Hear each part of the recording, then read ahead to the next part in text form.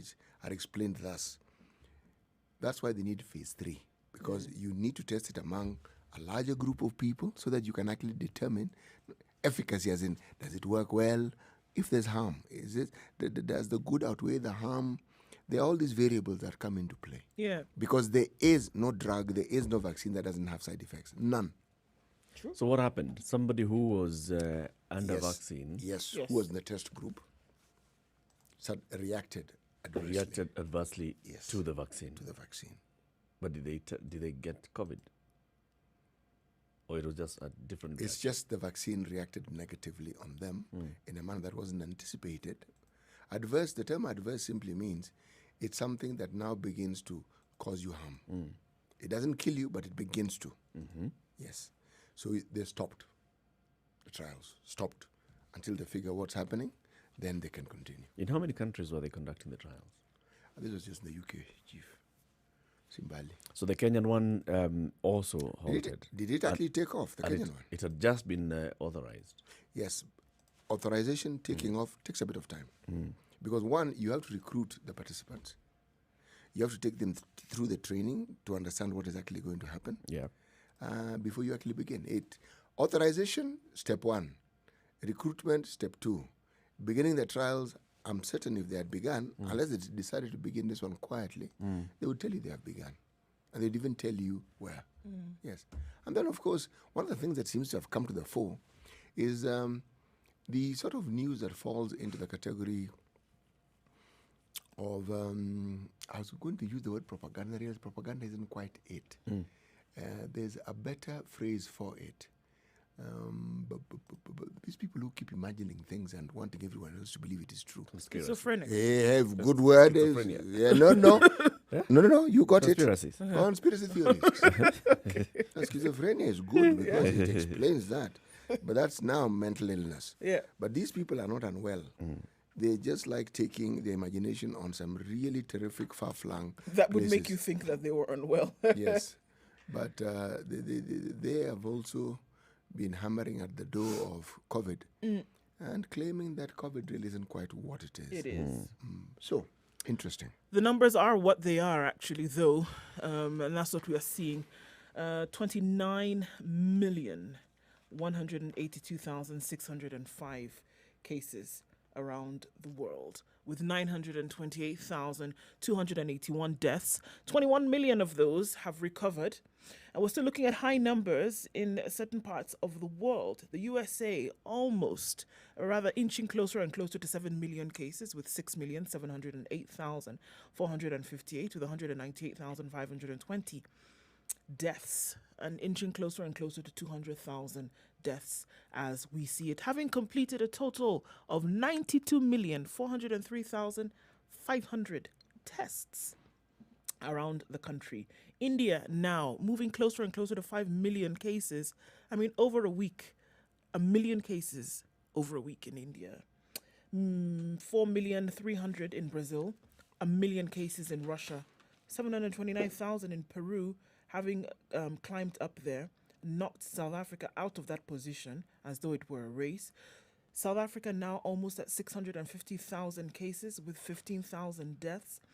Looking at the numbers that we saw in France, with the huge number having been realized over the last couple of days, 10,500 cases on the 12th of September, and then 7,183 cases on the 13th of September, which was yesterday.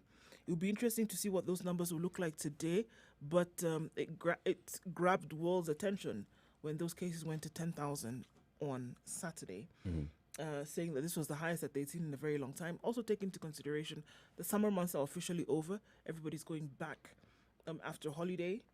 This is expected. Probably not in the numbers that they were expecting it, but this is what is happening now. It's going to drop about 3,000 cases between Saturday and Sunday. It will be interesting to see how that opens up over the next couple of days. Okay. And then Canada says no deaths.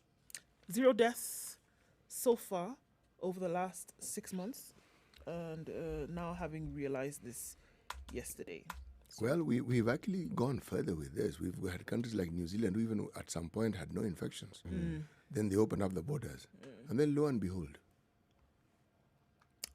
It's what we'll see. I mean, it's likely to see that. Everybody wants to reach a milestone and announce this milestone and say this is what we have been able to achieve or this is where we've been able to reach. Unfortunately, some of the news comes a little bit too early. What about Tanzania? I am interested in the Tanzania story, even more so now. There's no COVID in Tanzania. Why?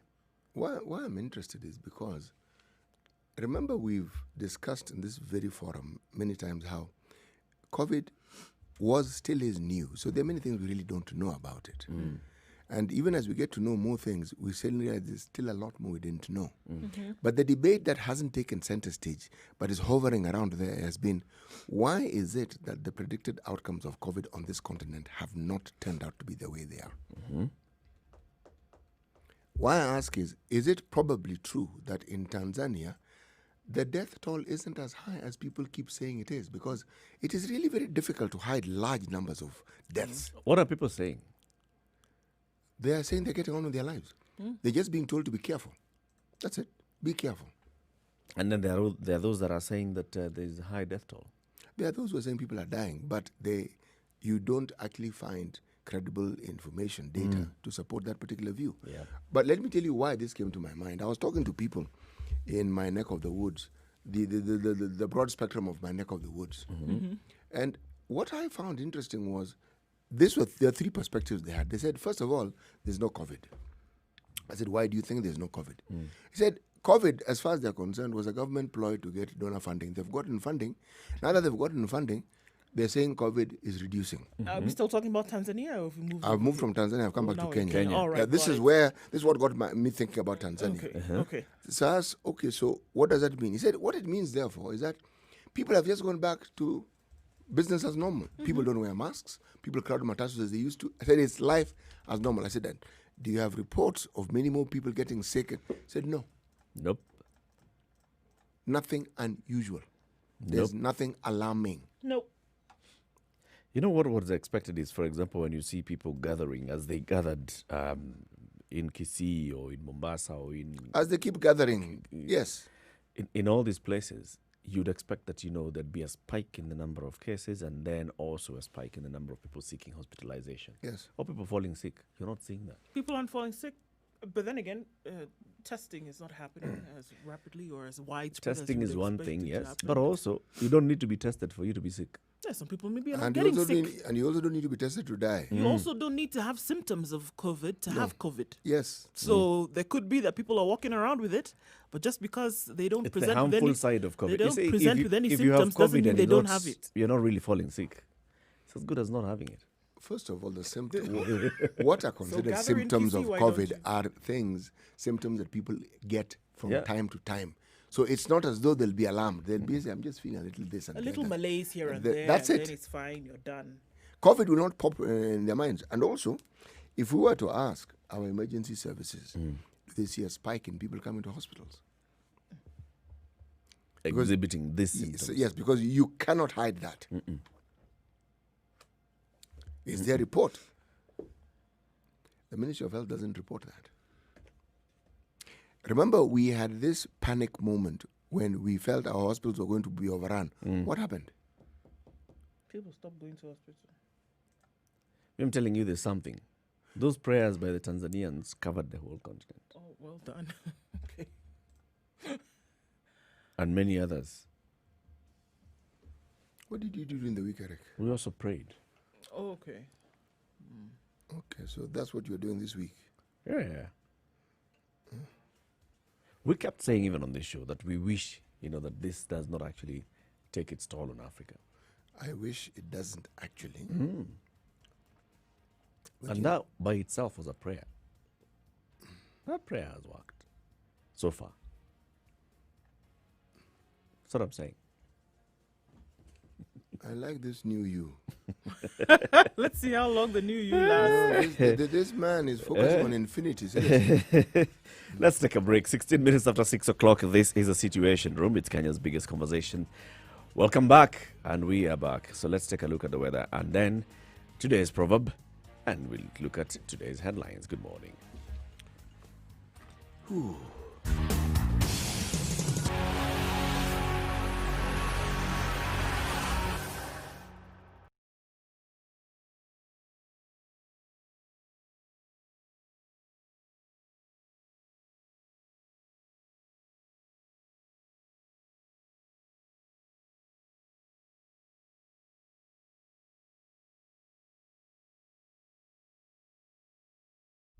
Classic soul, R&B, smooth jazz, neo soul, and nostalgic ballads. Make some noise. Yeah. You're listening to Spice FM.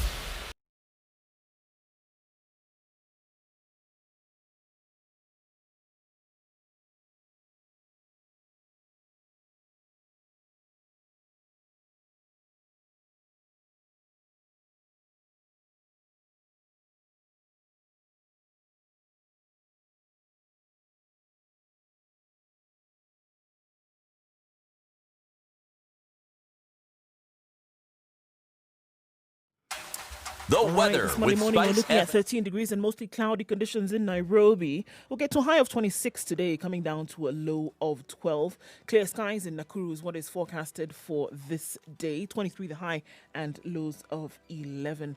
Nyeri is mostly cloudy at 13 degrees, highs of 23. And Eldoret, clear skies at 12, going to a high of 22 and lows of 11. It's partly cloudy in Kisumu at 19 degrees, going to highs of 28 and lows of 18. Kakamega is partly cloudy at 15 and a chance of rain later with highs of 25 and lows of 15. Mombasa is partly cloudy at 24 degrees, going to a high of 29. Those partly cloudy conditions will continue through most of the day, coming down to a low of 24. Mombasa is partly cloudy, rather. Malindi is partly cloudy at 25, going to highs of 29. And in Kampala this morning, stepping out of Kenya, it's 18 degrees and partly cloudy conditions. The forecast reads rain today for later with highs of 26 and lows of 17. It's partly cloudy in Dar es Salaam at 22 degrees, going to highs of 31 and lows of 21, with showers expected later. It's warming up in Johannesburg at 11 degrees this morning, highs of 25 and lows of 10. Lagos is clear this morning at 25, but well into the rainy season. We'll have rains throughout most of the afternoon with highs of 29 and lows of 24. We'll take a look into Europe, where at 13 degrees, London is clear. Those sunny conditions will last throughout the day with highs of 29 and lows of 13. Paris, clear skies at 15 degrees, highs of 34 and lows of 15. Wrapping things up, it's Sunday night in New York, mostly cloudy conditions at 24. Wake up to a clear Monday morning, highs of 24 and lows of 21.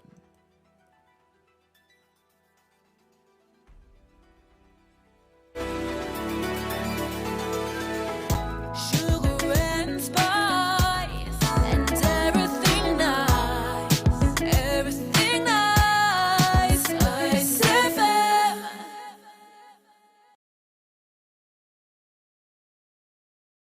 Mature, intelligent talk every morning. Spice up yourself.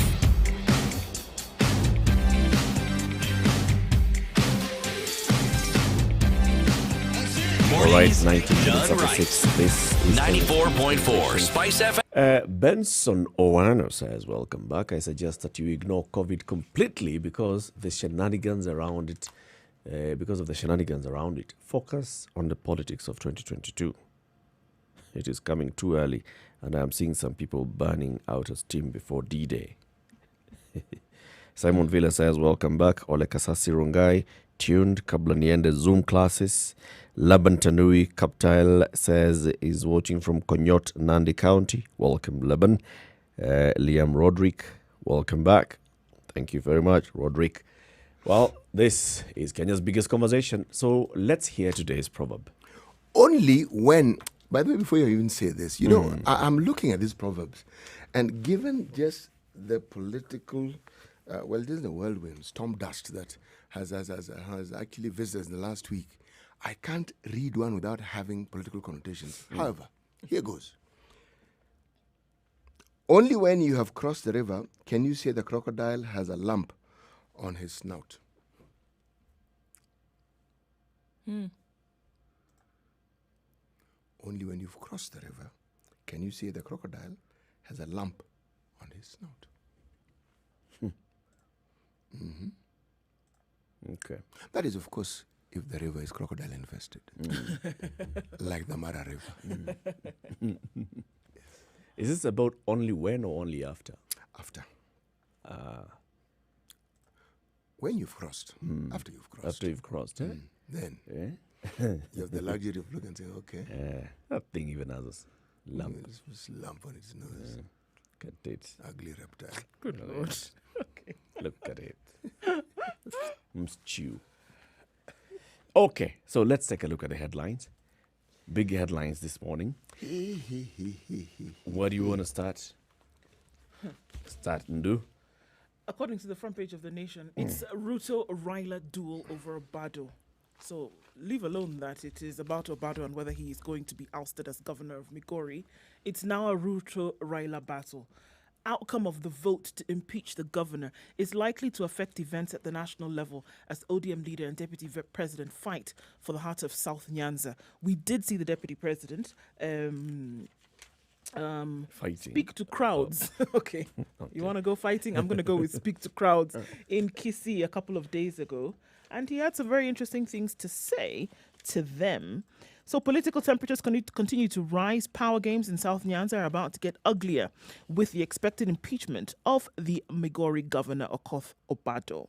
Although all politics is local, the outcome of the vote at the county assembly today, or rather tomorrow, is likely to affect events at the national level. The stakes are just too high for regional king ODM leader Raila Odinga and Deputy President William Ruto, who has been eating into his rivals' base in Migori and Kisii. So he addressed residents over the weekend. He also addressed residents in Kitengela yesterday. So Kisii to Kitengela, he actually is doing his rounds. It's no secret that Obado is a close ally of Dr. Ruto, having openly come out to seek his constituents' nod to work with him for the sake of development, quote unquote. His association with the DP dates back to his days at the helm of the Kenya Sugar Board, when Dr. Ruto was the agriculture minister.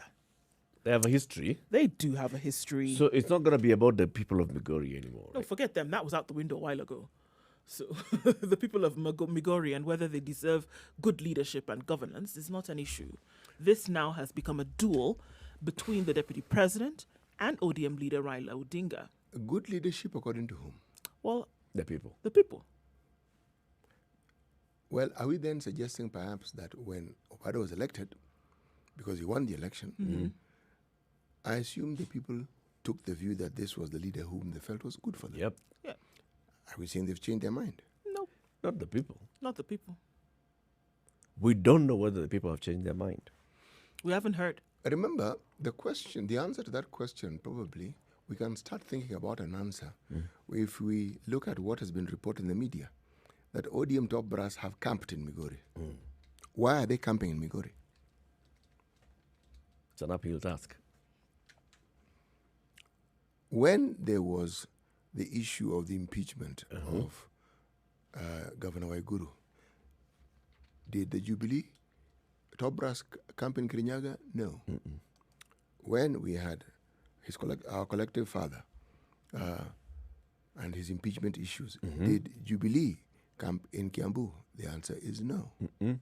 So why is there a report that the ODM top brass are camping in Migori? Because it's a duel.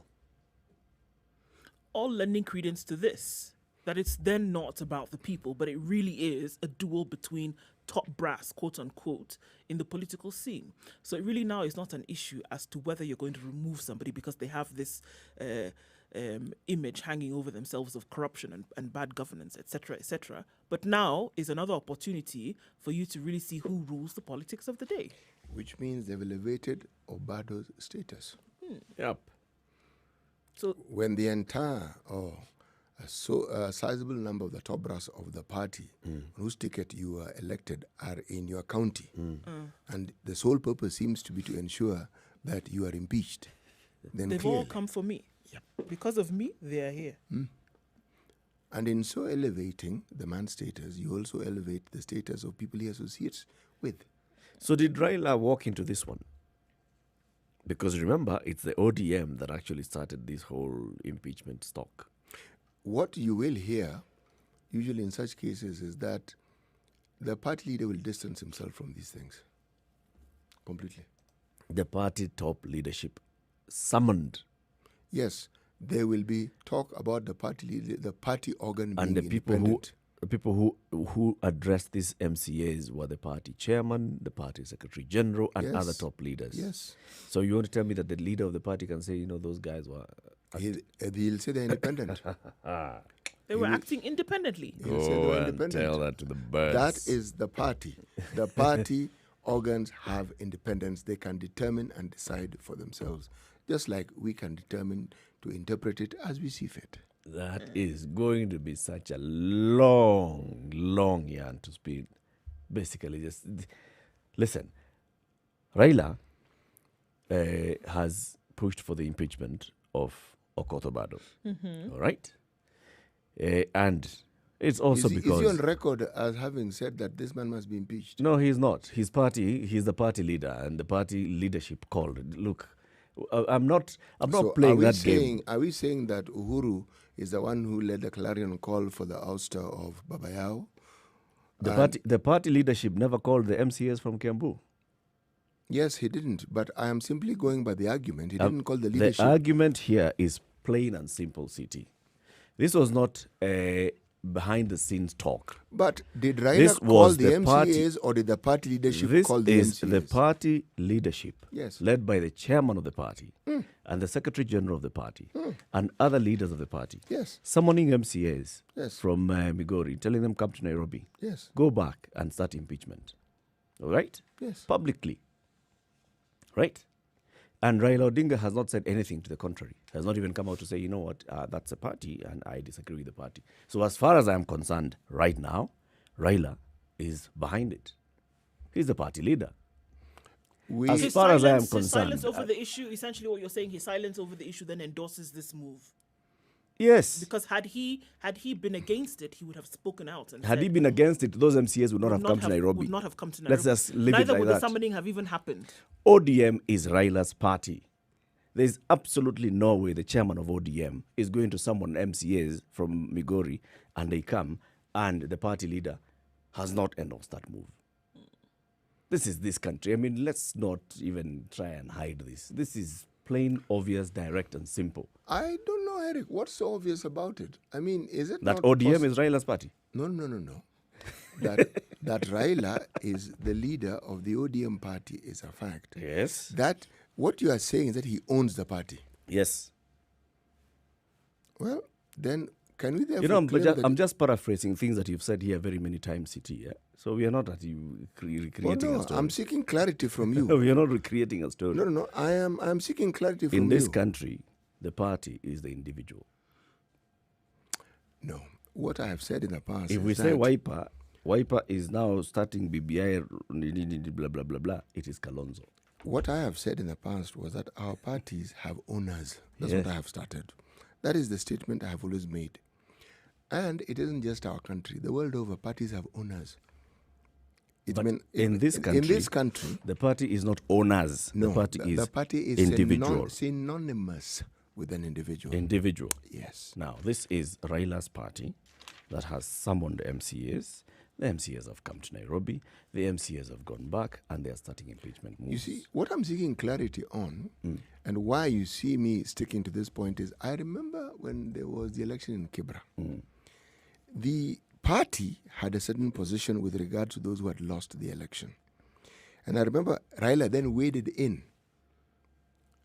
And his wading in was saying, look, folks, that these people who lost and were on ODM tickets should be refunded the money that they spent. He waded in. The party didn't come up with that. He waded in. So I'm saying that I cannot rule out the possibility that the party leadership, as in chairman, blah, blah, blah, blah, blah, blah, blah, can be told, fine, you're the party leadership, proceed.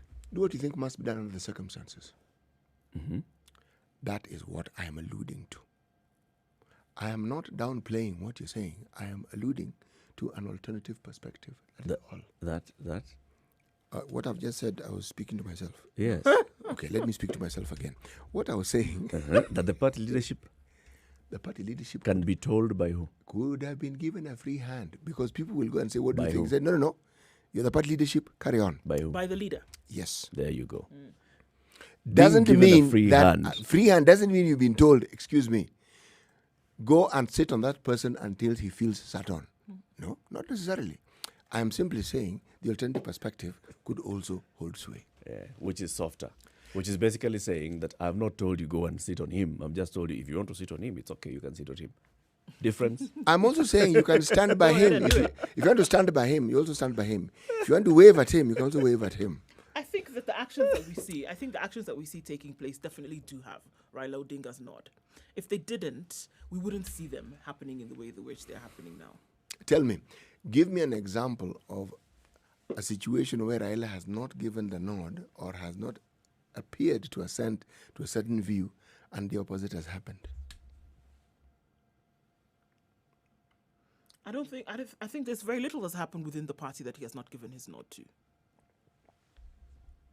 Well, I'm going back to a certain activity at KICC that lent credence to the term men in black or man in black. Men in black. It was a party election. Now, the goings on, would you say that everything that happened was within the purview and within the nod of the party leader, or did something not quite go according to plan? Or the plan we perceive to have been the plan? So I was going to ask you, which plan was this in place? Usually, party elections are predetermined. They're not democratic matters. Because it's an election by delegates. Delegates are chosen ahead of time. It's not as though you just choose yourself. These are delegates who are coming. And delegates are primed and they know what they must do. I am simply making it a debate. The likelihood of what you're saying being true is as high as the likelihood of what I'm saying. That's what I'm saying. Okay. If you insist. The likelihood here. The likelihood is that I may appear to be insisting. That's the likelihood. Yes. Well, Whereas I'm merely stating a perspective. A perspective. 27 minutes to 7. Let's take a look at what's happening on the roads this Monday morning, and then we'll be back and look at more headlines. This is Kenya's biggest conversation. Good morning.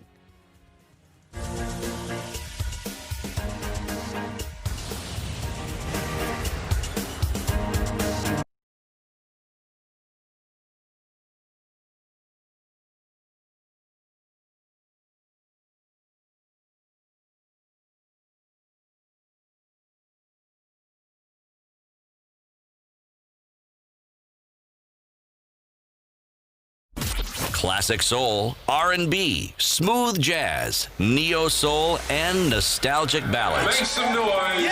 You're listening to Spice FM.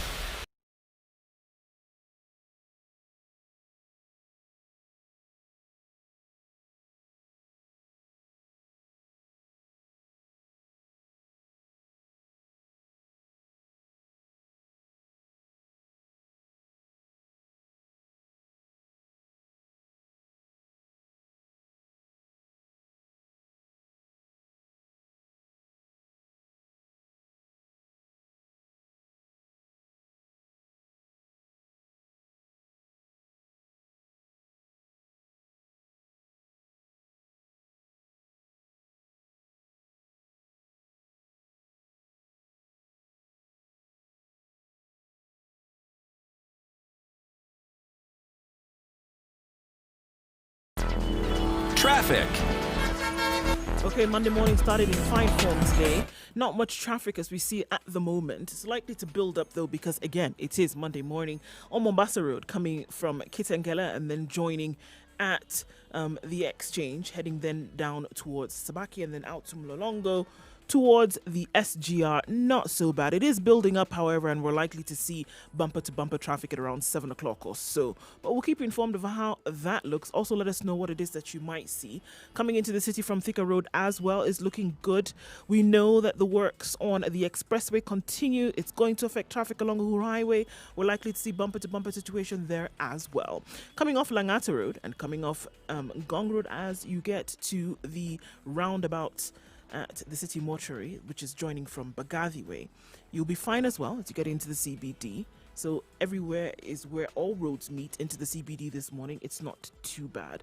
But we're going to keep an eye on it and see what it looks like in about half hour or so. If you get stuck somewhere, do let us know. Spice FM KE. That's how you can reach us on Twitter. And let's see what it looks like as the day crawls ahead.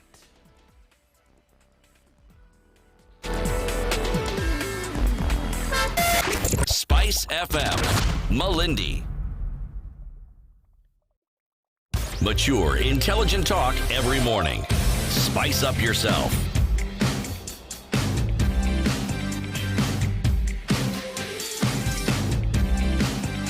Mornings done right.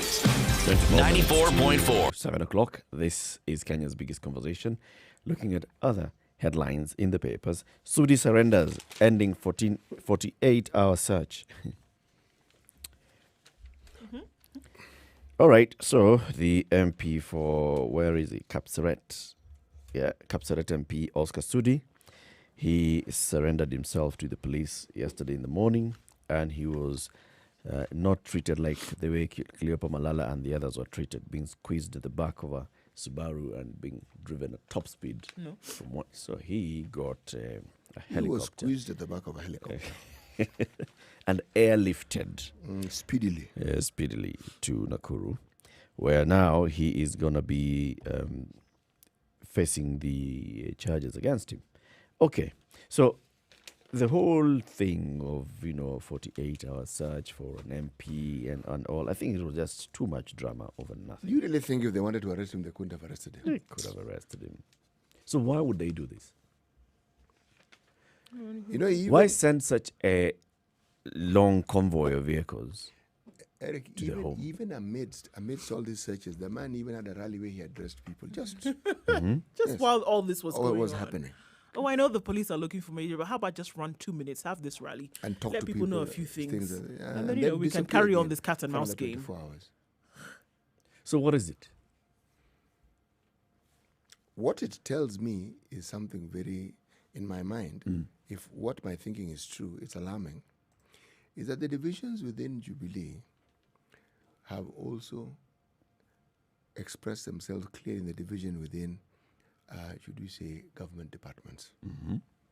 Because you cannot tell me someone who's an MP, whose whereabouts is usually known. And why am I saying this? That alongside his arrest, there was an issue in the press that two individuals who belong to the presidential, they called it guard or escort, were also arrested. These are police persons. Yep.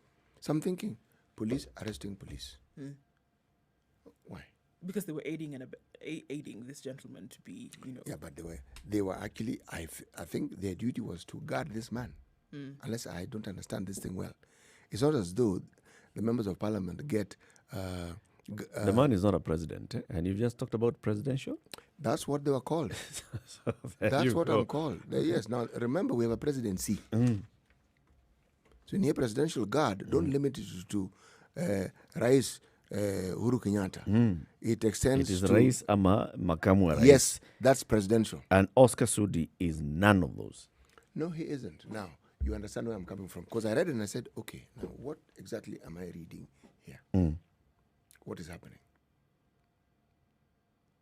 Why so much drama? Why? Why even deploy the resources of a police helicopter to go and airlift somebody who's just been arrested and move them from Eldoret to Nakuru? I mean, Eldoret to Nakuru is not far. No, Eldoret from Nakuru is really not far. Yeah. It's not like Kitengela to No, it's Mumias. not like same distance from Nakuru to Nairobi.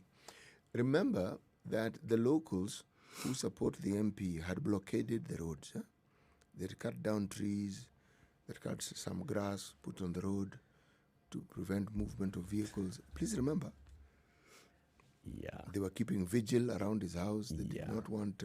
That's true, but I think Yeah. it was. I think But the road beyond between that, Nakuru and Eldoret had not been blocked. I think Any beyond that, point. this was not yet. Everybody if else anything, was it was moving. a show of might. Honestly speaking, it was a show of might in terms of who's stronger. Yeah, you think you can say whatever it is that you need to say, and we're going to get you regardless of what it is that you're going to try and do. So I really do think that was a show of might. I mean, look at it. What But are we it's talking puzzling. About? It's What puzzling. are we talking about here? 100 officers raiding your No, home it's puzzling. at once. If the police want to arrest you, they'll arrest you. That's They'll why get I'm you. telling you it's more They They'll than don't come to just... where even need you more are. than one car to That's- do so. that's They'll exact- arrest you. That's what I'm saying. It was a show of might, really, to be able to say that, yes, we're going to deploy all that we need, and to But show... that's okay, Ndu, if they actually deploy all those officers and they arrest you.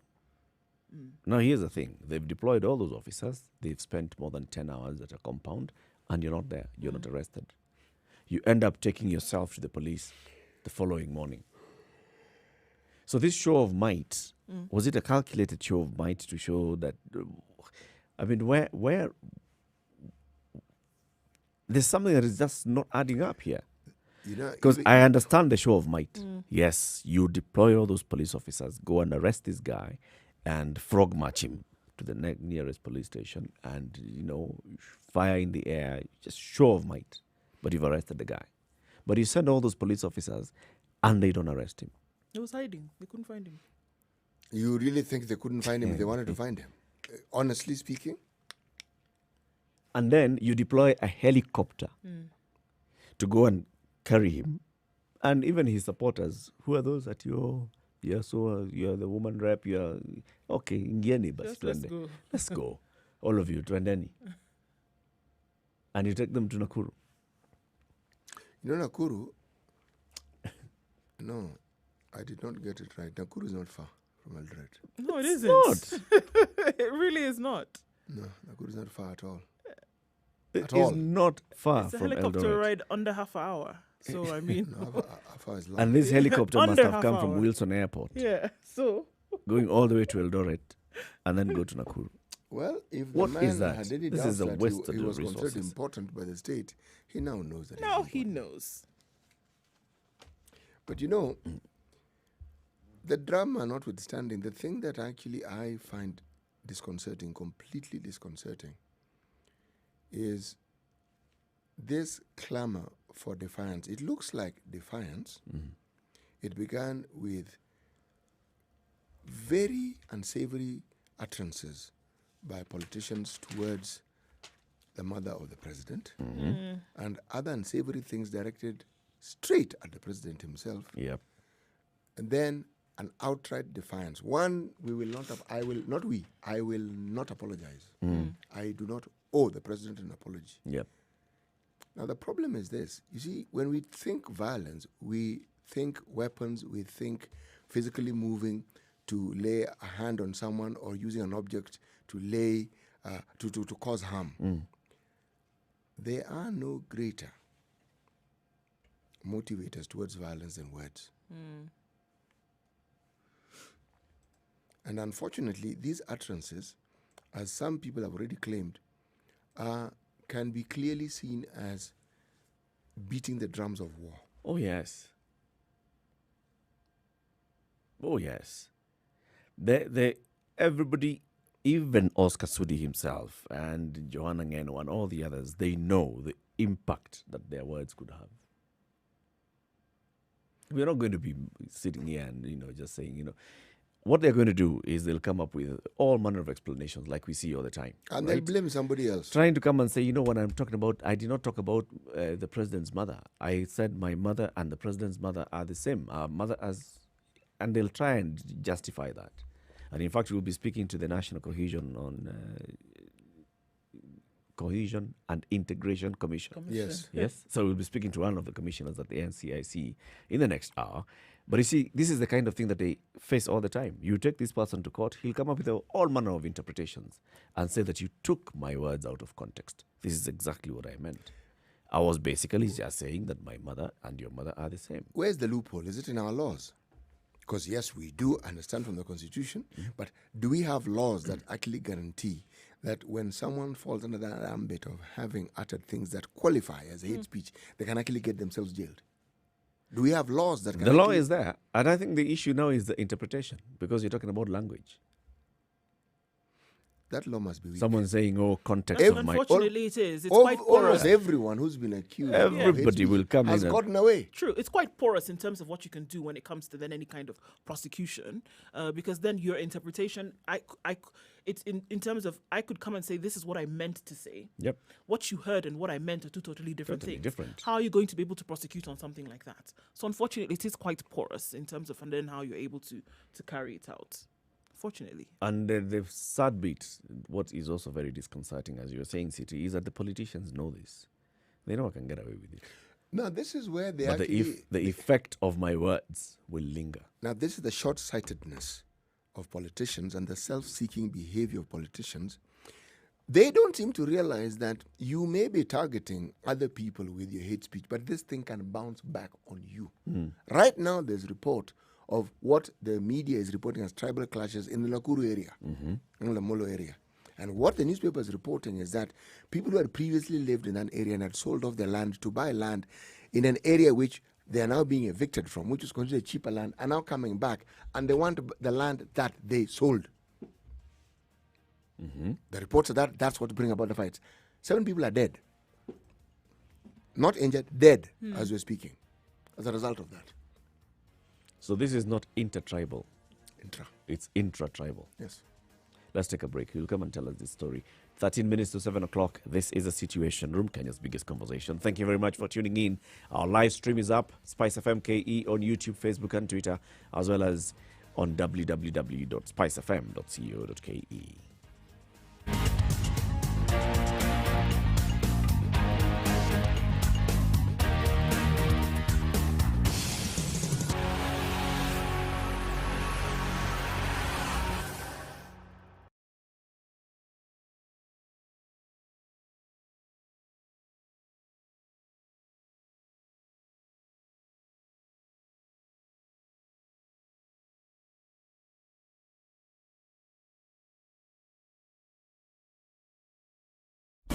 Classic soul, R&B, smooth jazz, neo soul, and nostalgic ballads. Make some noise. You're listening to Spice FM.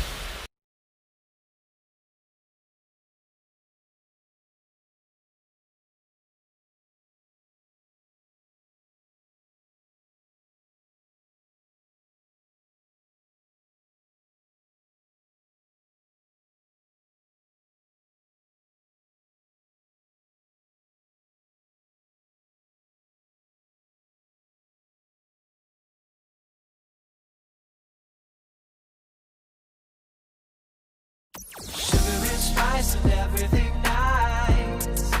Everything nice. Spice and Spice up your life. Mature, intelligent talk every morning. Spice up yourself.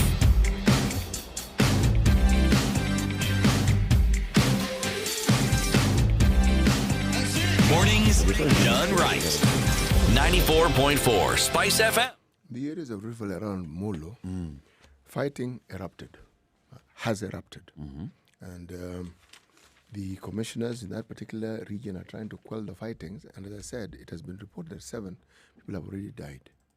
And the fighting is over land. And according to the report, this particular fighting started off, these small skirmishes when people who had been evicted started coming back to the areas where they previously owned land. This previously owned land had then been sold. So skirmishes, quarrels become fights. Full blown. By the time 7 people are dying, you can no longer look at it and say that they had a mild disagreement. No. And with our history, when it is touted and reported as a tribal clash, unfortunately, one's mind goes back to the 90s when we had these so-called tribal clashes with disastrous consequences. Yep. Yes. Still over resources, unfortunately. It is over resources. Almost always. It is over resources. And unfortunately, whenever you hear of tribal clashes, usually what is actually taking place, not what you're seeing. That is to keep you busy when something else is actually happening, meaning you divert attention and lay blame elsewhere. Rest assured, wait and look at the interpretation of this from the leadership in that particular region and hear what they're going to say about it. It's going to be different. Oh, it's going to be very different. Yeah. Speaking of another kind of clash, unfortunately, I did it. The son of a murdered Nakuru tycoon confesses. September 8th, the body of a prominent Nakuru businessman was found lying in a pool of blood inside his Nissan station wagon just outside his gate. Charles Thairo Kinyanjui's body had deep cuts on his head and broken arms. His wife, Miss Jacinta Wangari, 48, and their children rushed him to Mediheal Hospital, where he was pronounced dead on arrival. Kinyanjui had a thriving auto spares shop, and had also invested in real estate. Needless to say, he was doing well. So the question is, who wanted Kinyanjui dead? Was it a case of business rivalry? As detectives pondered the killing, preliminary evidence led them to the first responders. In a shocking twist of events, investigations pointed to a suspected case of murder, which led to the arrest of Miss Wangari, her daughter Margaret Thairo, 24, and her son Victor Mburu, 23. Detectives from the Directorate of Criminal Investigations believe the woman conspired with her children to kill her husband. But there was a problem. The eldest son and main suspect, Mr. Sospita Kinyanjui, was missing. While seeking permission from the court to detain them a little longer, detectives said Kinyanjui had gone into hiding. They then went on to find out later where he was. Nakuru resident magistrate Faith Muni allowed police to hold the suspects for 12 days. 2 days later, however, Mr. Kinyanjui, 28, surrendered to Mwariki police station and confessed to killing his father. He later led detectives to an open field in Degen Dimu area in Milaloni location, Bahati sub-county, where he had burnt some of the blood-stained clothes and hidden the murder weapon. And they recovered, all the stuff that he used to do this with. And they believed that he was in his father's bad books for a while and could have committed the murder under the influence of drugs. According to a border operator, he had a long history of drug abuse. Was he alone? He was alone. He says he did it alone. He says he did it alone, yes. The police don't buy that story. Yeah, because they're still not releasing the family, the mother and the other not. children. They're still detained as we speak. Yes, and Mr. Kinyanjui will be arraigned today. Okay. This is one of those very sad stories. I mean,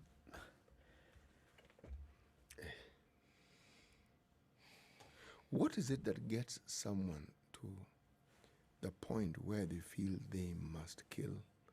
Not just a parent, kill. That's the thing. But it's interesting, though, because even while doing this act, in some cases may not be premeditated. You may feel that individuals that we've seen, stories or case studies that have been written, at the point when an attack would have happened, the end result would not have been death. But they find that they are in the process and something propels them to just continue and finish. The intent at the beginning was not to kill. The intent could have been to hurt, to get attention, to get them to realize something. But then realizing that then they had no control. You go too far. And then went too far. Or they hit the person in a part of the body that... And didn't expect. Yes, death that doesn't to come do very about. well with being hit. Yes. but this particular one, we're talking about a panga and deep Cuts. The areas of the neck. Yep. The mother hasn't been left out of this triangle. No. In fact, if you read that report, there's been a strong suggestion that she's the one who actually instigated this particular murder. Yep. Sometimes that may be true, sometimes it may not be. To assume that the mother may necessarily be behind it may not necessarily be true. No. It may not be. Or even the others, they may not be aware. No, they may not even be If aware. this particular son, and he's the one who took off, he operates border, he is usually high on drugs, and he always feels that, he's at loggerheads with his father. It could just be Him. him. That's why they call drugs mind-altering substances. Huh? Yeah. So one could say he wasn't even in the right frame of mind. Of Yeah. mind. He had taken leave. Of that, there's another story here, and this is a bit funny. So there's a school called Mbajone Primary School in Meru County. Parents of this particular school. Now, those fellows, award-winning. Yeah. They stormed the learning institution, seized 2 bulls, and slaughtered them, saying that the administration is about to sell the animals. They were carrying twigs, singing songs. About 90 parents, they defied the area chief and the police who were trying to stop them, and they went into the school compound. They grabbed the two bulls, which were tethered at different grazing points within the school compound, slaughtered them, and then they shared the 254 kilos amongst themselves. Then there was a mkokoteni that these bulls used to pull. They sold the mkokoteni to a neighbor, 10,000 shillings, shared the money. What led to this? So they're saying that they have been paying 1,500 through the parent PTA to cater for various needs, but still the management wanted to sell foodstuff and the livestock. So it's a disagreement. They're wondering, you bought these bulls so that they can help with fetching water and all. Schools are closed. We have paid 1,500 shillings through the PTA so that you can manage some of those costs that you have, running costs. And then we still hear that the administration wants to sell these bulls. Amutauza hizi ng'ombe. Tutakula. Period.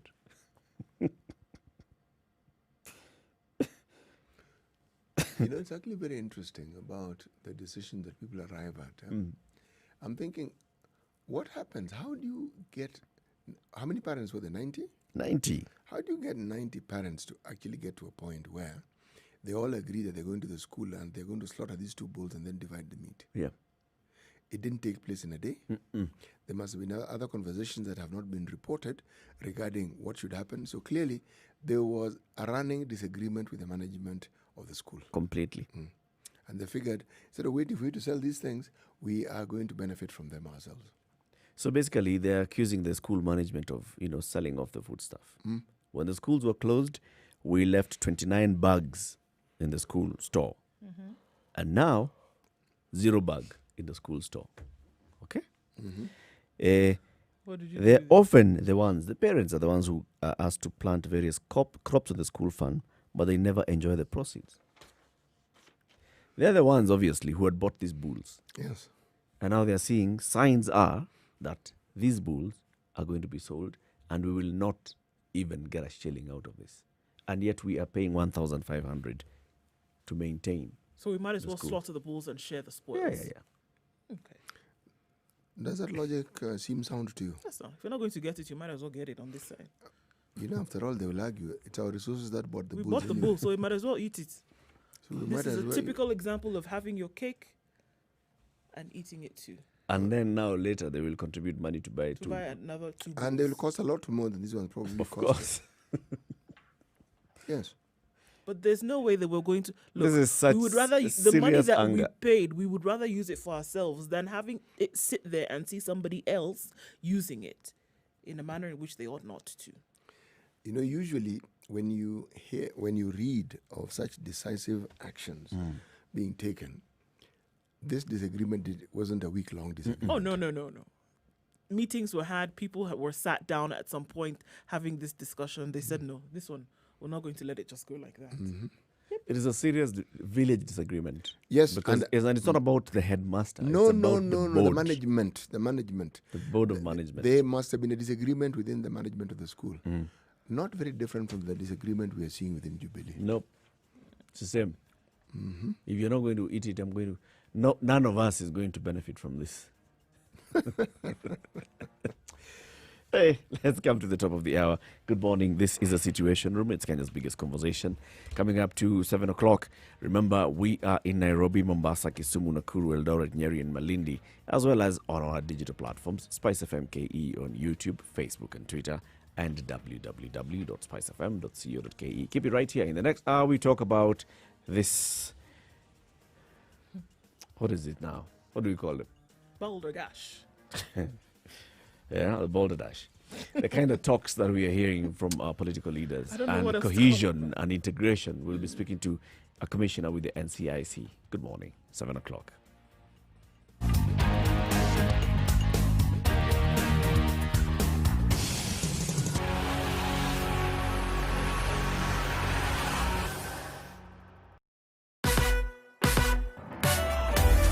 Sugar and spice and everything. Spice FM, Nakuru. Okay, so we know what we will see this morning is heightened traffic then between Mombasa Road all the way to Westlands, right around the stadium, the Nyayo Stadium roundabout, all the way to Westlands. It's going to be slower traffic because of the fact that the expressway is being worked on. This is what we expect coming into the CBD from Thika Road this morning. Also, as you get to the underpass at Pangani and then towards the overpass, the Globe Cinema, that will be fine for now, at least. It's not too terrible. Bumper to bumper situation already happening on Mombasa Road, right around the SGR, then leading to the JKIA turnoff and Cabanas thereabouts. It's looking a lot slower than it was half hour ago, is expected right in the middle of traffic hour. We'll see what it looks like in a short while. Coming out of Westlands, you can use the bypass. The eastern and southern bypasses coming out or away from Thika Road and Mombasa Road respectively, up for use without too much of an issue this morning. So for now, it looks good. Not too bad. It's likely to get a little bit worse, but we'll let you know where that happens. If you do get stuck or you find an alternate route, let us know so we can share that word this morning. Spice FM KE. That's how you can reach us on Twitter.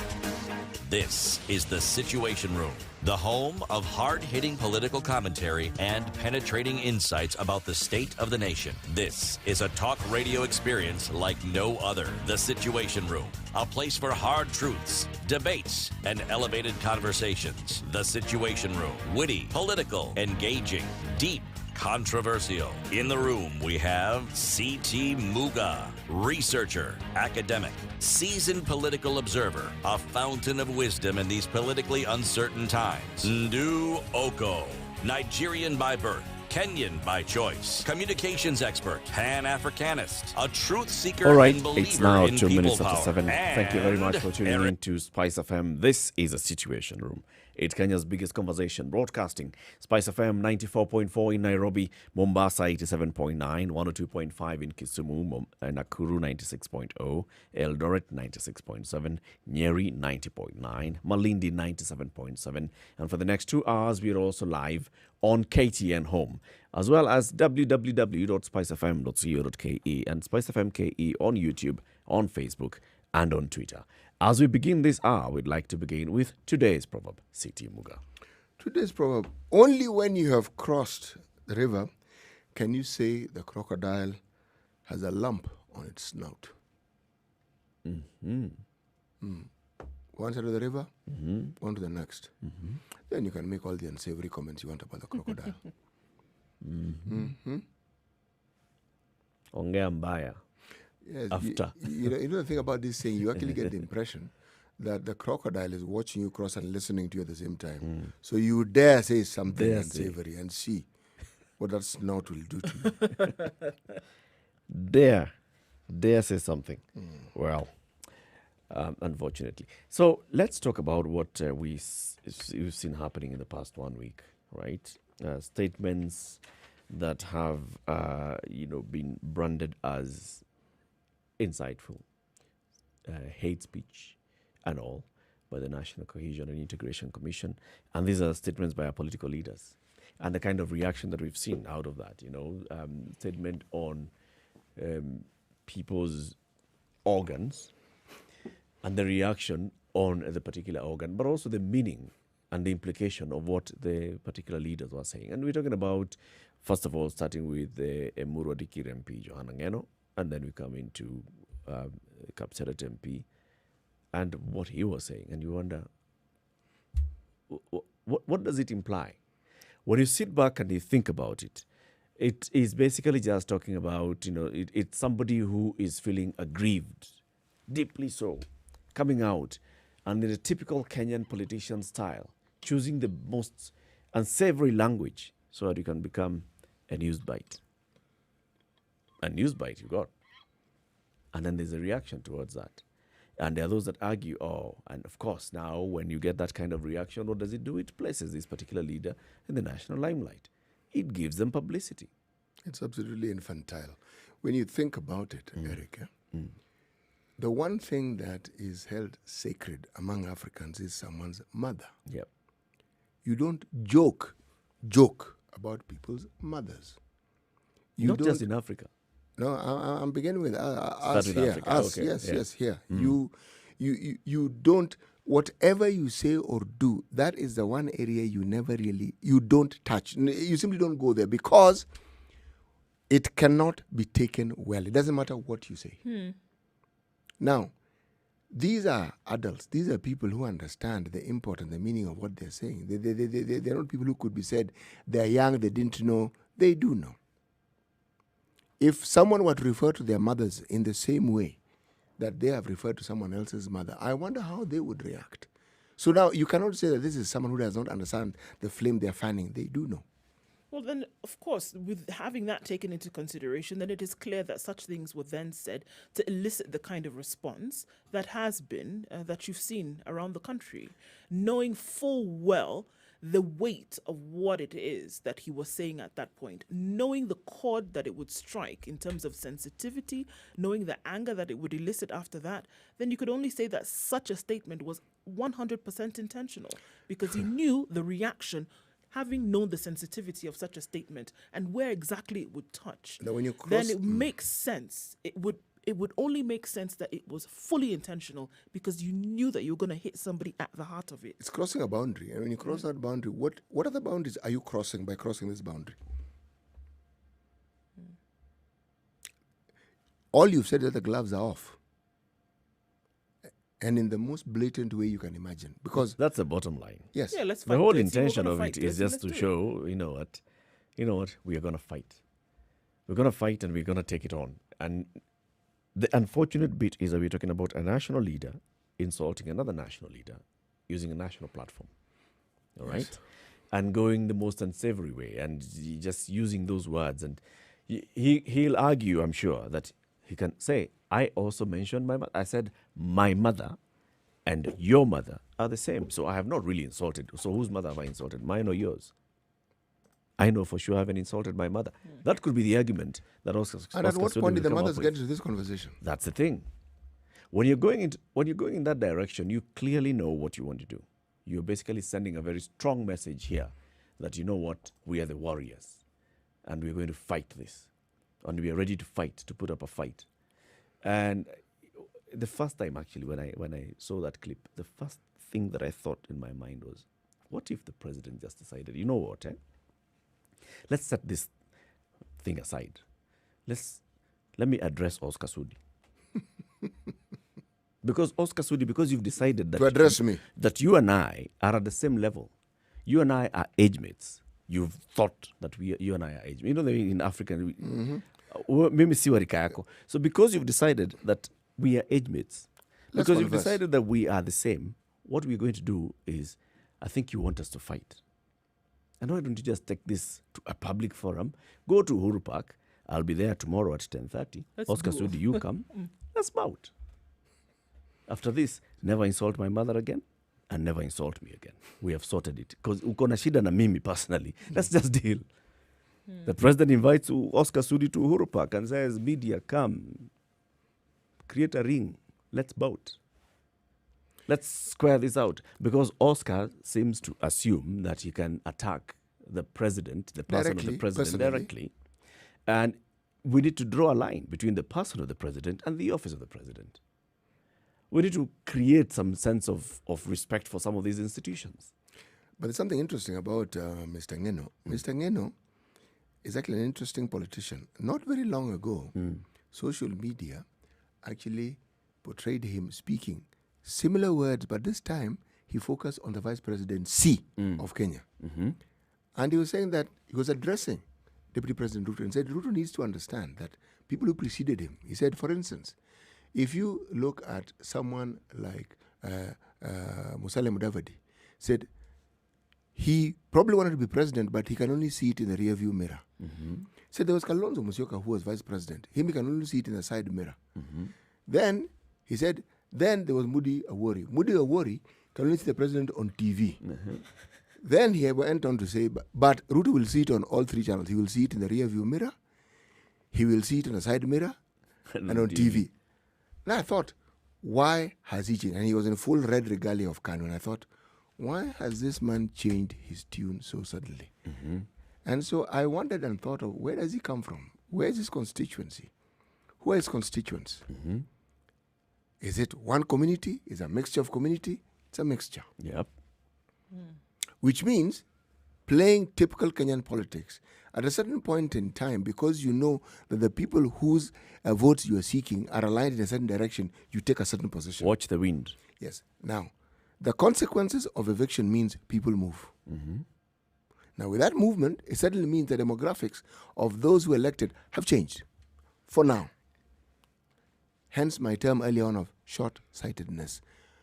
This is politics, and politics by any measure is a long-term game. It's never a short-term game. Now, anybody who has a short-term view of it is actually essentially cutting their noses to spite their faces. They may not think so, but that's precisely what they're doing. And the very thing they're setting in motion may most likely come back to bite them. But when you look at these statements that are being uttered by these political leaders, right, at this time, and we are seeing the kind of temperature that's rising in the country, and then you see accompanied by this kind of statements, and this kind of statement has elicited the kind of reaction that we've seen, all manner of other leaders who come out, and women from central Kenya saying, you know what, you cannot insult women, you cannot insult the mother of the president, you cannot insult mothers in general. Many other people coming out, not even to talk about Mama Ngina, but even saying just mothers. You can't. The institution of mother, because mother is an Motherhood, institution. you can't. You cannot insult that. When you look at all this and where it's leading us to, what do you think is motivating these politicians to do that?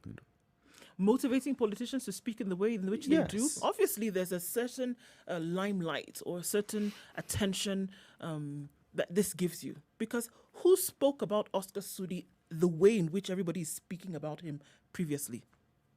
Like this now. Was the limelight on him? No. Yes, everyone's attention. Everybody's attention is on him right now. Do you think, and that's why I said, when you with the preamble that you gave, CT, when you talk about the fact that making such a statement gets to the heart of somebody, gets to somebody's emotions, he could have said anything. He could have chosen a different insult. He could have. But I think he spoke on this for a specific reason, because he knew it was not just going to get to the president, but he knew that everybody else was going to be speaking about such a thing. So what's the best way in which you can get into somebody's head? Or what's the best way that you can present your fight? By getting to somebody's emotions. And this definitely got right at the heart of it. Do you think he thought through the consequences? I don't think he thought through the consequences. Because there are consequences. But I think he thought through what the reaction was going to be. I think Even he if thought it through was the just consequences. even if it was just before Why do you say when that, he Eric? spoke. Because he's never seen anybody who's faced the music of their utterances. He looked at it and he saw what's weighing it on the weigh scale. What am I going to gain? Am I going to gain more than I'm going to lose? I'm going to gain more. Eric, you've gone So louder right than now, water. where we are, I'm getting the national limelight that I wanted. Right now, where we are, I'm getting. I can go back to my Kapseret constituency, or even just the entire county, and they can see I'm a champion. Yes. I'm a warrior. Because He's that's getting- what your people see you as Yes. right now. Which means So he's weighing he that and stands a saying very high chance all of being those thi- re-elected. I'm or telling even you. going for governor and taking it. Because what is he being presented to as by his people? Defender Strong, of the cause. not afraid to speak out, speak your mind, No not nonsense. afraid to push for a particular agenda. And if he can do that in the face of power, there is nothing that he will not be able to do for us as a people. Now draw the line. The other side is the law. There is a law. He's a lawmaker, so he obviously should know that there's a law, and he's a second-term MP. He knows that there's a law, the National Cohesion and Integration Act. He knows there are very many other laws that talk about hate speech and how to deal with hate speech. He has seen other politicians who have been arrested, who have been arraigned in court, who have faced charges over hate speech, over words that they've uttered. He has not seen any adverse action on those politicians. But So- consider the adverse consequences. He's touted as a lieutenant of the deputy presidents, who is on an all-out campaign for the presidency. We'll talk about this later. Now, do you think his utterances might actually have an impact on this pursuit of the presidency? On Ruto's pursuit of the presidency? Yes, because his association, if Oscar Sudi was not associated with the deputy president, do you think he would sort of like garner the limelight that he does if he was just Oscar Sudi on his own, an independent candidate? Maybe. Maybe not. Unfortunately, as we were discussing earlier about the actions of the ODM party high officials, whatever they do, whether they like it or not, will be directly associated with Raila. Yep. By the same token, whatever anyone who is considered to be a lieutenant of the deputy presidents, whatever they say, it'll bear direct relationship and consequence to and with the deputy president. And I think it's with the understanding of that the deputy president saw it fit to release a statement saying he's urging all leaders to tone down their rhetoric and not go personal. So basically, Ruto has distanced himself from the words of his much-thought lieutenant. Right? Let's talk about the law and what the consequences of this would be. And this is the national cohesion and integration. There's a law on that. There's a law on hate speech. There's a work that we actually have a commission in the country that is not a temporary commission. It's a permanent commission. When you're appointed a commissioner into this commission, you have a permanent job for at least the duration of your tenure. People who work in the secretariat work on a daily basis, looking at integration, looking at cohesion, looking at fighting this kind of hate speech and the impact that this would have. So how come we still have, so many years after the first NCIC was formed, how come we still have this? In fact, NCIC, as you remember, was among the first Agenda 4 commissions after the post-election violence of 2008. It was important, it was considered important that we have a commission that goes around the country preaching cohesion and integration among the communities and ensuring that hate speech, that kind of hate speech that was being used to spurn the violence of 2007 to 2008 is not repeated. Words like Madoadoa, those ones were considered now, this we cannot use. But we still have the kind of language, we still receive statements from NCIC, condemning, urging leaders to tone down their rhetoric. Now we've seen all manner of national leadership coming out to speak about this. The police inspector general has spoken about it. The NCIC has spoken about it. So is it? But they've spoken about it in the past. Yeah. And nothing has happened. Nothing has happened. So let's speak to a commissioner with the NCIC, and this is Sam Connor.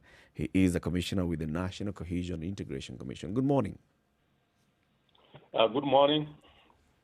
Thank you very much for speaking to us, and welcome to the Situation Room. Yeah, thank you. So, Sam Connor, let's begin with what we are seeing now in the news in the past, let's say, 10 days. And the accusations of hate speech against a leading politician and member of parliament, and the kind of action that we see from NCIC. Is it one of those that, people have said NCIC will always issue statements, they'll ask for the arrest of somebody, the arrest will happen, and then the case just goes and dies? Why do you think people have this kind of feeling? Thank you. As you rightly put it in your earlier statement, NCIC is one of those commissions that was established to deal with issues of cohesion and integration in the country following the 2007-2008 post-election violence. And one of the issues we've been pursuing, among many other mandates that we are engaged in, is the question of hate speech. And hate speech has become a key issue, especially in the last few days, because of the utterances that we've been hearing from different politicians across the political divide. But what I would like to say is that as a commission, we are committed to ensuring that anyone who uses threatening or abusive or even insulting words or behavior against another person obviously qualifies to be accused of the crime of hate speech. What we are witnessing at the moment is really a question of political leaders behaving badly, and also, I guess, the bar of leadership and the requirements of leadership and responsibilities that follow leadership have been lowered so much that in Kenya you will find political leaders of any level engaging in acts or behaviors or even language, using languages that will ordinarily will not be allowed even in common or basic decency kind of setting. So the question is really not about hate speech, but it's just that the leadership bar has been lowered so much. And now leaders can insult each other, they can insult the mother of each other. Those are behaviors that are not expected in any society from people who are holding positions of leadership. So there's also a part that has become kind of style play, which in this case then makes us to question, is the hate speech still regarded as a serious crime, or it has become something that politicians just use to propagate themselves and increase their popularity across the board? Number two, Okay, go ahead. as a commission, we keep saying that we do not have prosecutorial powers. Ours is to assemble evidence, take them to court, and try to defend it. And in most cases, we will rely on people who feel aggrieved to come forward and become witnesses. But many a times, those people do not turn up.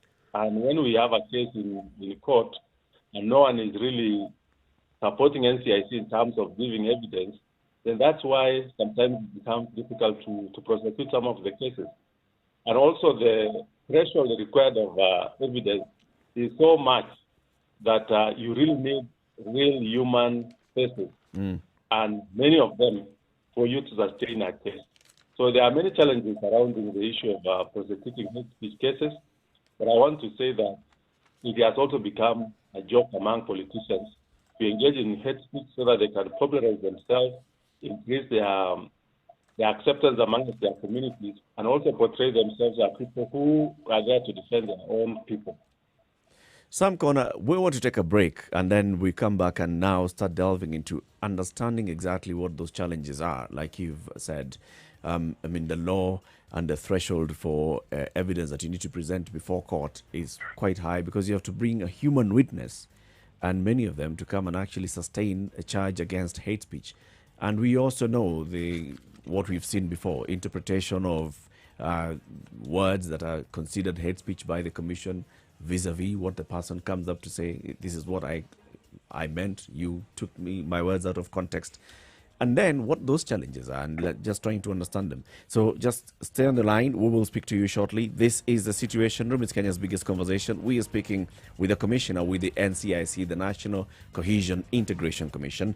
Commissioner Sam Corner is with us. And we want to understand why is it that hate speech is now becoming one of those tools that politicians are using to gain political mileage. Good morning, 23 minutes after 7. We'll be back shortly.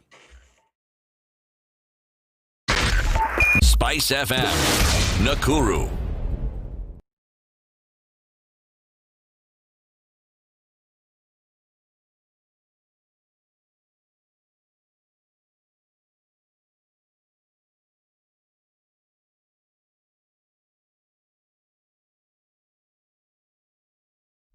Classic soul, R&B, smooth jazz, neo soul, and nostalgic ballads. Make some noise. Yeah. You're listening to Spice FM.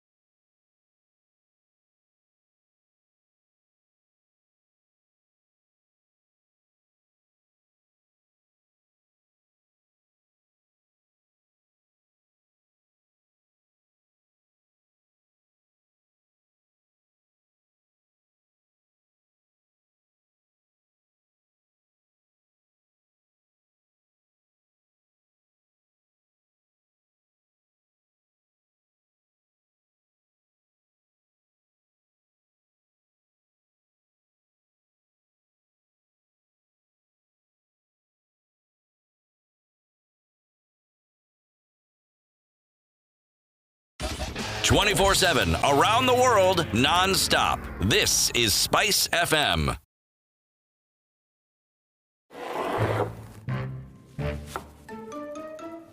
Now, what brings you out to these here parts? I'm looking for 12 bakers who can impress. I'm looking for creativity. I'm looking for the ability to work under pressure. And I really just want to be wowed.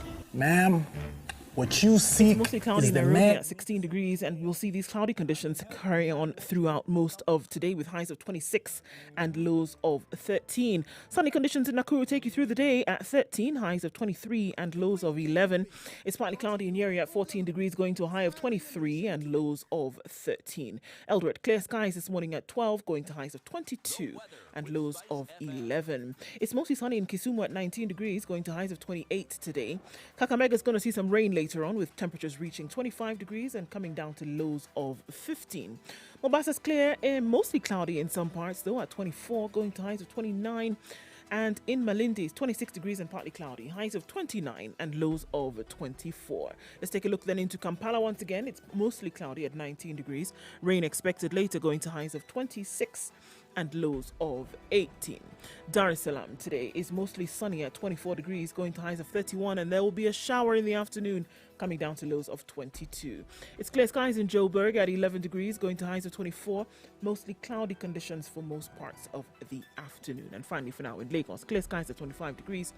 There'll be rains in the afternoon, highs of 29 and lows of 24.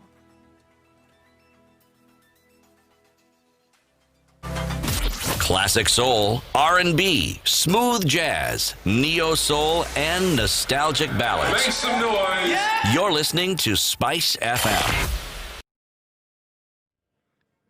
All right, what are we looking at here? We'll still see some heightened levels of traffic all the way from the Nyeri Stadium roundabout, and this will take us to all the way to Westlands, actually, is what we're seeing this morning.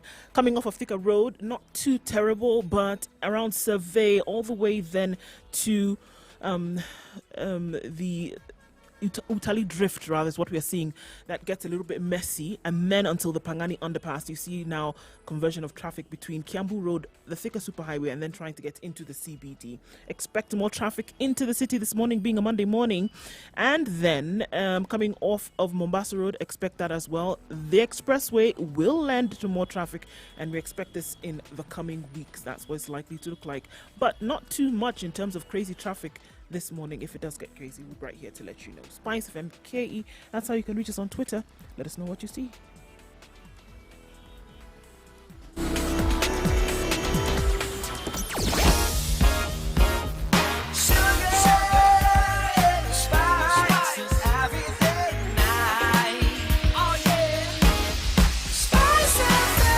Spice up your life.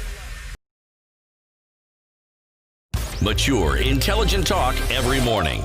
Spice up yourself.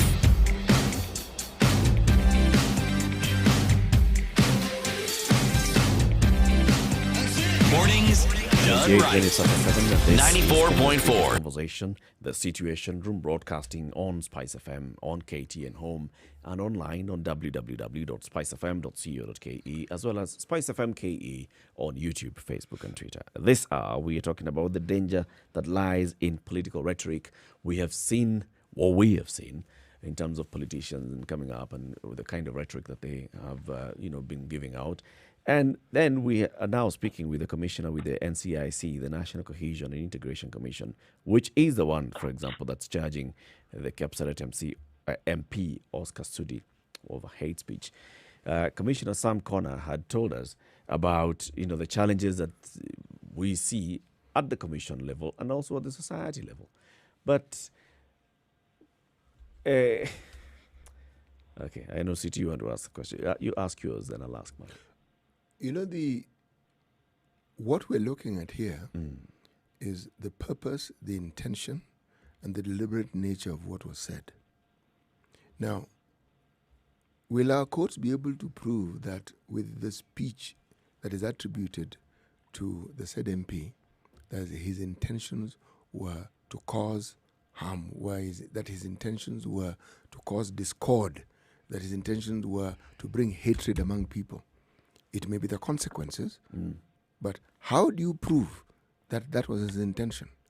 How do you even start by determining that that is the intention, Commissioner? Yeah, one of the biggest challenges we have as a country is when it comes to politicians and their communities. There is usually a tendency to perceive whatever a politician does from an ethnic lens. So in a situation where we are not as politicized as we are as a country, what the member of parliament says or does is left to himself and the law.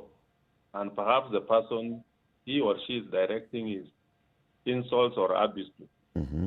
But as you've seen, the act of a politician is usually immediately followed by ethnic mobilization around himself or herself. And what he or she says is also perceived to mean it's an affront against another community. Yes. So we need to distinguish between the individual and his or her act and also our communities. But as a country, we never see that. Whenever a politician is found to be engaging in some form of hate speech or dangerous rhetoric, their communities usually begin to mobilize and to begin to support. And you've seen that in the last 1 week, where this was supposed to be an issue between the MPs and the first family, perhaps, or any other person. But now, if you read and listen to what people are saying, it looks like it was something between two communities or between two political alliances or formations. So that is where now it becomes very problematic for anyone even to pursue this case, because if it was just the law and the MP, it is easier to do it. But now when you bring the community and the collective dimension to it, it further complicates it. Because the people who are supposed even to give evidence in such situations are those who might have been closer or nearer to where the action was or the crime was committed. But if those ones are unified in defending the politician or the MP because of their ethnic identity, how do you then expect to prosecute such a case?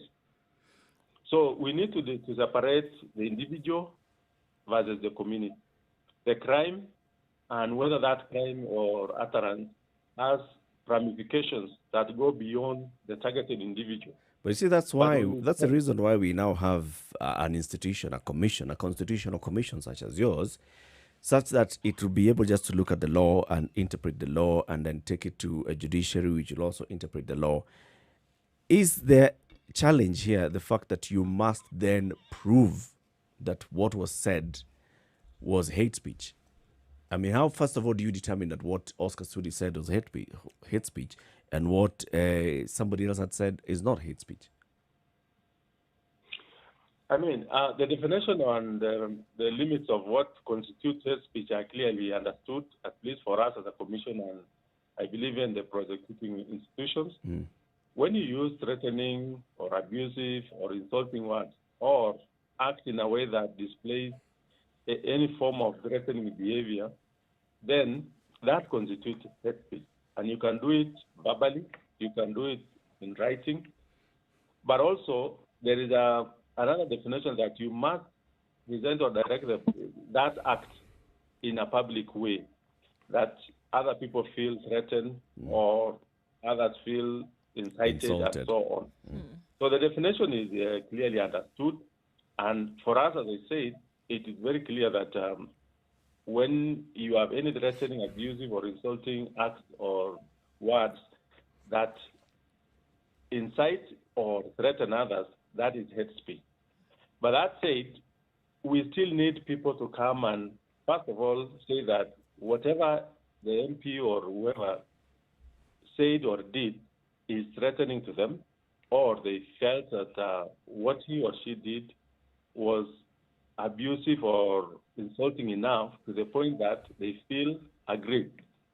If we don't get people coming forward to say that whatever the MP did is threatening to them, ours is to remain impartial and to ensure that we do not victimize people just for words that were mentioned.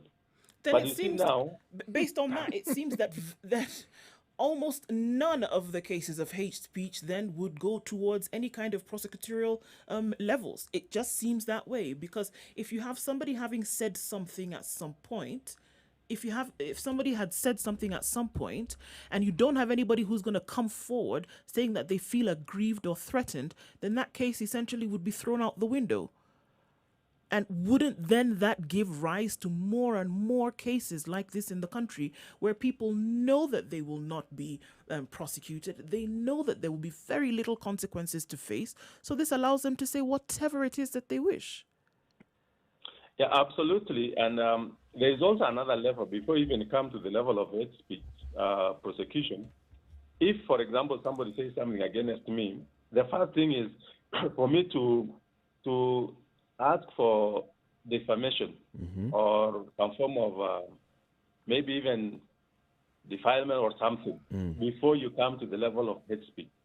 So there are things that can be handled at the level of the penal code as a criminal act or something that is between two individuals, that you've defamed me and I need to do this.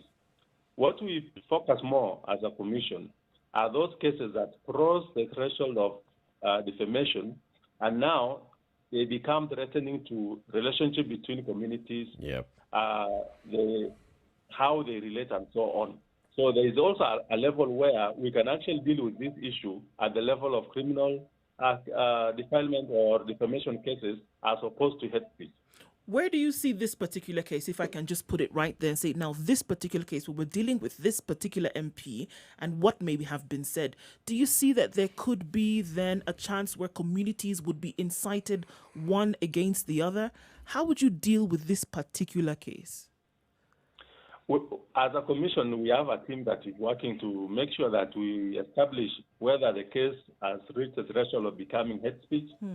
But from what you are able to see already, this particular case definitely has a potential of threatening relationship between different communities. You've seen from the way the different political formations have been mobilizing and responding to the case since it started.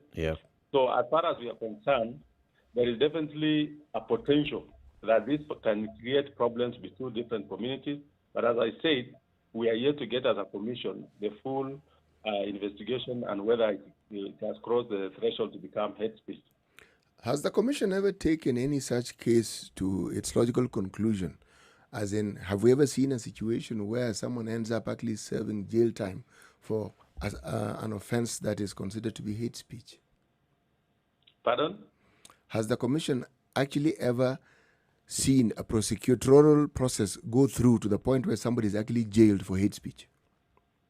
We have never gotten a situation where somebody has been jailed for hate speech. However, in most of the cases that we've been able to pursue, we also embrace conciliation as one of the options. If somebody confesses that they are wrong and they are remorseful and they will not repeat it, we also provide provisions for that. Tell us about some of these cases that you have brought about reconciliation in. There are quite a number, especially in the last commission before we joined in, where people who were involved in hate speech actually came forward and said that we are remorseful and that we will want to say sorry and we proceed with the case. There are quite a number of them and are in the public domain. So generally, when someone comes out and says, "Tumaliza hii kesi," okay, I confess, yes, what I said may have been injurious, then you sort it out. Those are the cases where we can say that NCIC has been able to win a case. But when you've gone through the court process, we also see very many times where a case is thrown out because of that high threshold. Tell us about this high threshold. What is it that makes a case not become successful in court? You know, when it comes to issues of hate speech, I really want to engage fellow citizens and everyone else that when we talk about issues of hate speech, there is a tendency to portray NCIC and other prosecutorial institutions as not doing enough. But I always say our prosecution of any case, be it economic crimes, corruption, land-related issues, they take forever. But it's only NCIC hate speech related cases that are always put on the forefront that we are not doing enough or the prosecution is not succeeding. But there is a problem generally in prosecuting most cases in Kenya, particularly those ones involving high-level personalities or people of the caliber of members of parliament, whether it is corruption, economic crimes, or any other case.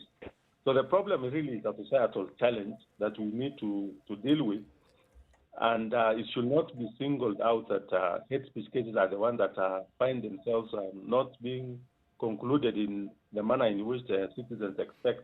There is a huge challenge out there in terms of prosecution of most of these cases. That's true. And That's true, and it's once well we begin understood, to Sam. tackle them- However, Pardon? we are talking about, we've said that we have not had any case which has gone through the entire process and somebody has been convicted of hate speech. But we've seen cases which have gone through the entire process and they've been thrown out by the courts. And this is what I'm focusing on and asking, why do we see that? Why is it becoming so difficult to actually use the law that's been set, that you even told us that this law exists? Why is it becoming so difficult to use this law to find prosecution for such cases? First and foremost, NCIC does not have prosecutorial powers, as a matter of fact. Secondly, when we take the cases, we really need people to come forward and support the cases or give the evidence. As I've already mentioned, in most cases, people get either intimidated or they fear to come and give or support these cases. Secondly, sometimes part of the evidence we try to assemble is contextual, meaning you really need to establish that by the statements or utterances of this particular person, this particular community felt affected or intimidated or threatened in this way. And now you have to lay that with the context and the history, which in most cases the courts will not see as an important thing. But we know, based on history, based on our knowledge of the context, that certain statements might be said in an innocent way. But when you lay those issues in a context of history and what has happened before and the feelings on the ground, then you obviously know that this is hate speech and these communities are feeling threatened. But the court, of course, is very clinical, that can you relate whatever you are saying with what was said? Forget about the context, forget about the history, and maybe what you think is happening on the ground. So the threshold is really very, very high, and we are working to find a way of strengthening that or reviewing it to make sure even contextual developments or issues can be used as evidence and history.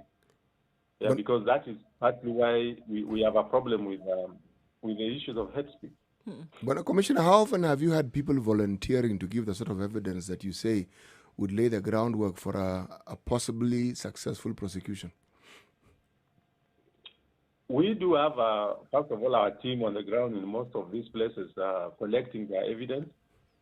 And there are occasions and instances where citizens do come forward and give their testimonies to us.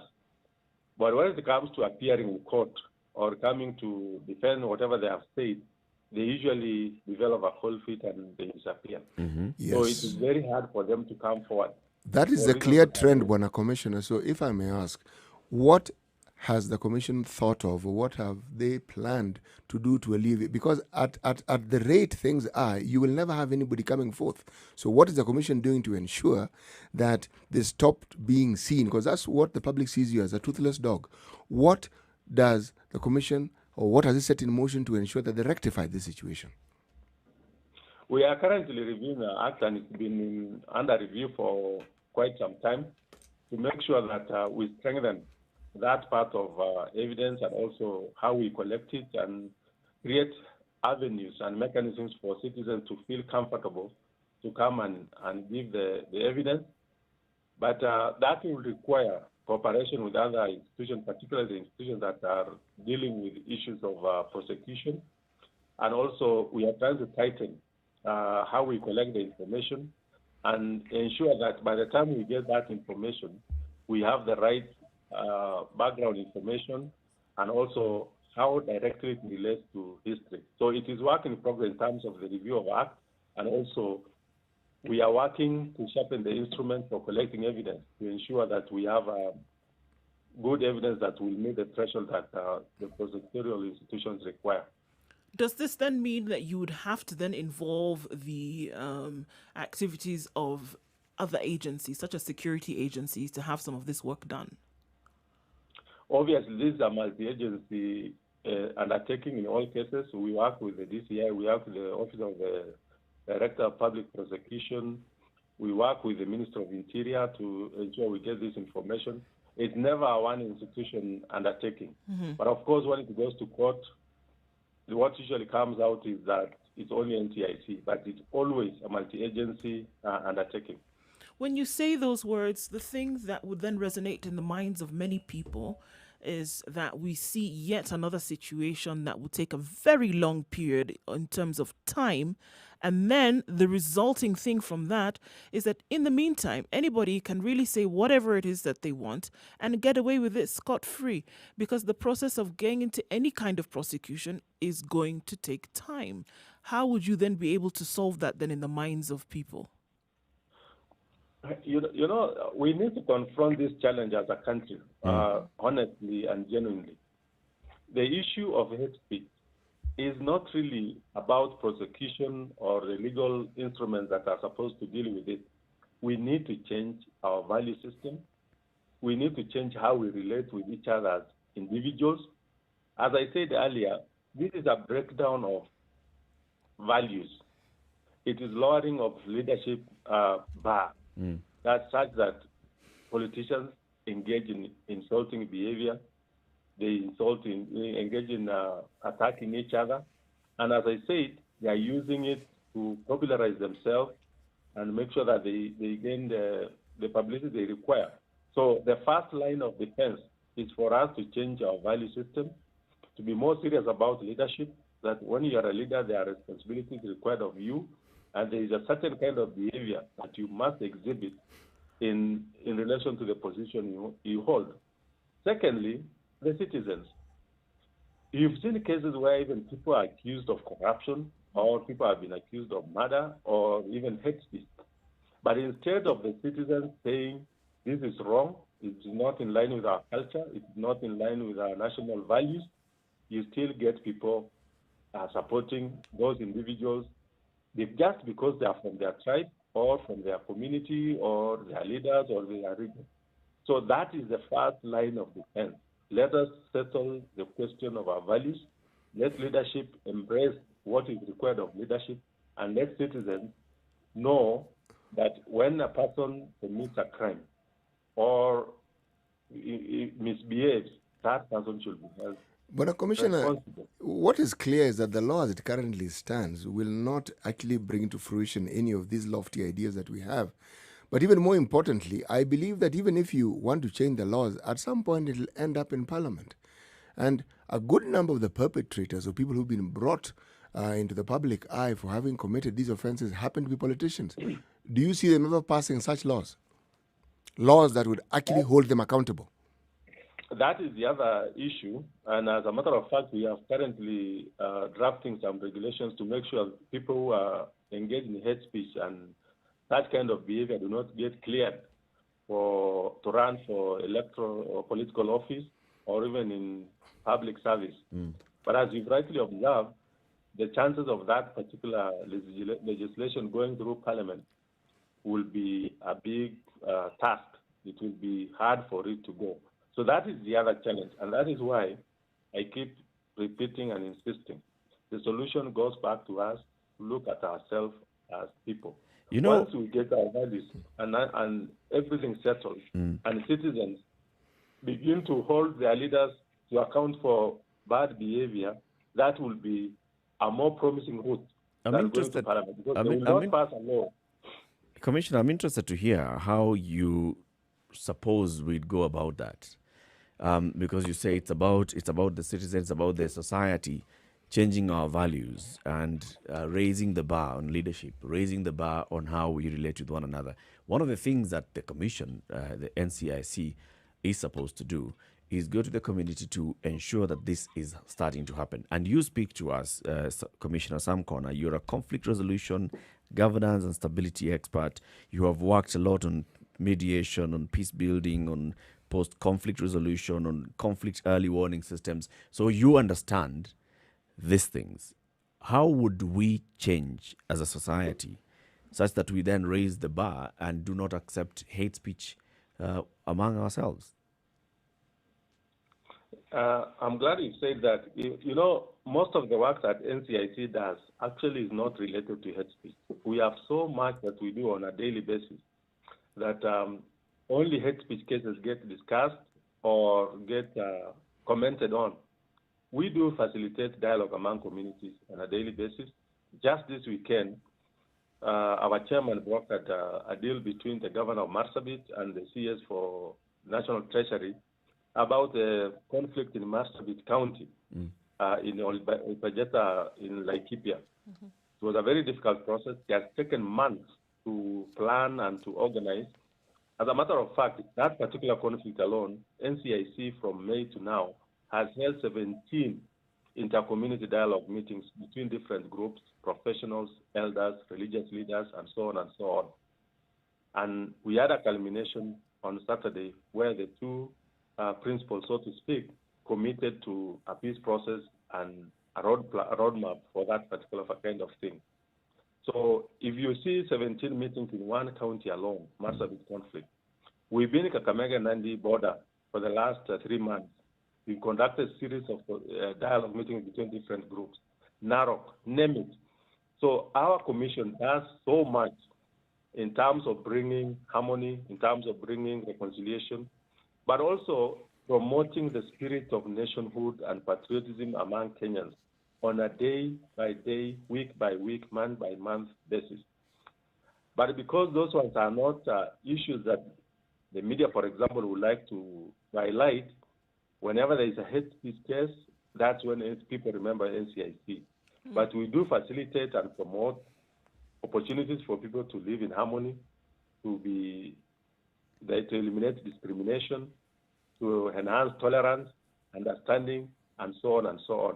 That is what NCIC does. And I want to say, from where I sit, we need, in the issue of values and so on, we need a plan, a campaign that goes beyond a generation. Because what we are trying to fix now are things that have been institutionalized, they have been there for generations, and of course, it will not take just 5 months or 1 year or 2 years for us to eliminate them. We currently have a program to promote national ethos, to promote national values, and to ensure that we begin to do this at the level of schools when people are still young, so that we replace the bad behaviors we've been having as citizens with good behavior, we infuse it with patriotism, and so on and so forth. So we are doing a lot as a commission under the prevailing circumstances. And our mandate, I repeat, is not really hate speech. Our mandate is to facilitate and promote equal opportunity, good relations, harmony, and peaceful coexistence among persons of different ethnic and racial communities. You mentioned schools. What are the specific programs that you have within our schools? Our schools, we have a couple of peace clubs across the country where we promote the idea of tolerance, the idea of peaceful coexistence. Is this in every county in the country? No. We don't. I think we are in about 7 counties. Okay. Thank you. What do you think would serve as an adequate deterrent to what it is that the NCIC is actually promoting or pushing for in this country, whether it comes from utterances from politicians, whether it comes from utterances from professionals in a public sphere, public platform? What would serve as an adequate deterrent to get people, aside from, pushing for things like patriotism and nationhood and things like that, to respect your fellow man, to respect your fellow Kenyan? What do you think would serve as an adequate deterrent for all of this? first and foremost, if we are able to get this act where we want to clear candidates who want to run for elected offices or public service, that if you've been involved in a case of hate speech within a threshold that we will establish, then you will not be eligible to run for elective office or public office. If we get that one, it will be an important deterrent. Secondly, if we are able to eliminate this mass behavior where individuals, just for the sake of portraying their support to their political leader, support that particular person, regardless of whether that person has committed a crime or whether that person has misbehaved in a particular way.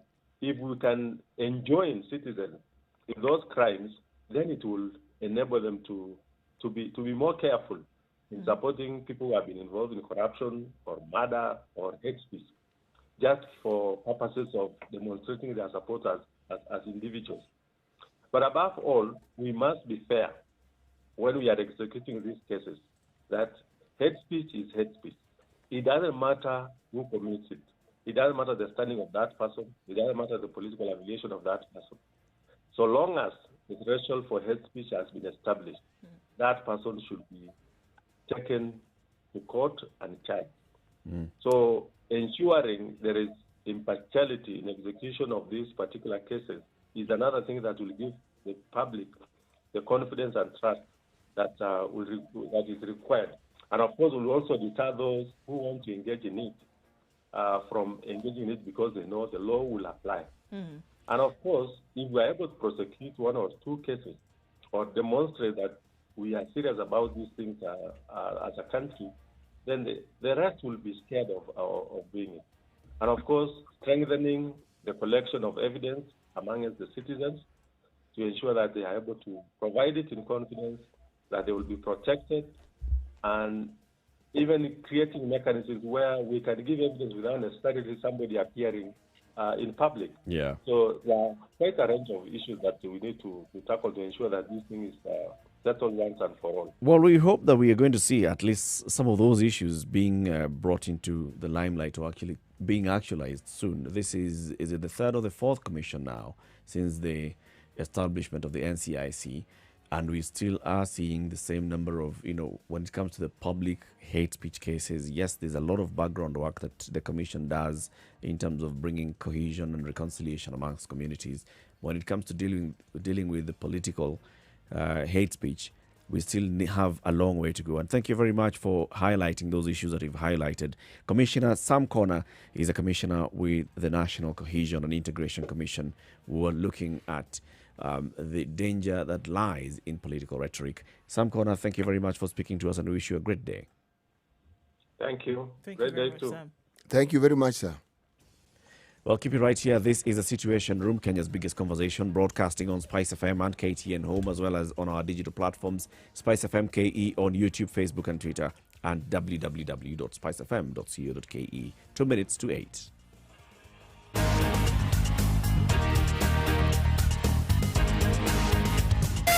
Spice FM, Malindi.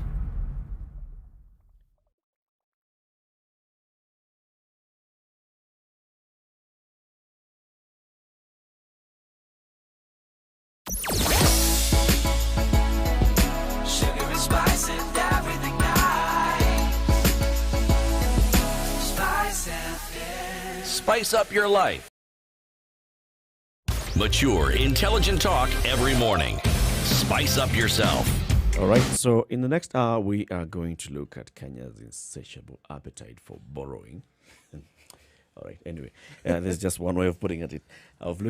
We're going to look at how much we are borrowing in the country, how we are spending our money in the country, and we'll be speaking to two experts who've been with us on this show before, and this is Mohammed Uliye, who will be joining us from Saudi Arabia, and Professor Eksen Iraki, who hopefully is in Nairobi, but he'll be telling us where exactly he's joining. This is a Situation Room. It's Kenya's biggest conversation. It's now coming up to 8 o'clock. Keep it right here.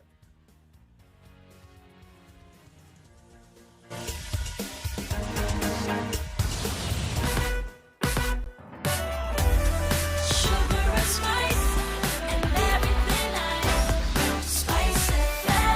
spice up your life.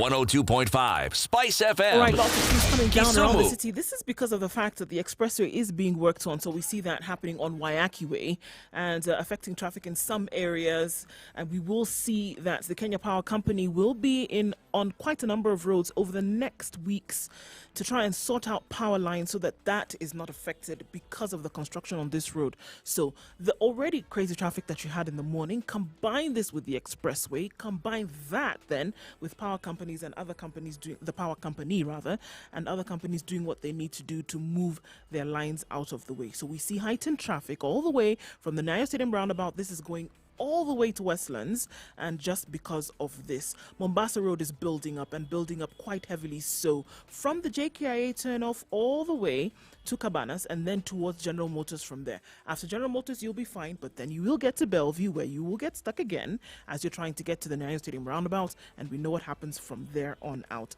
Coming off of Langata Road, on Gong Road, and as well as Westlands, that's not too much of an issue. Everybody's converging in the CBD this morning.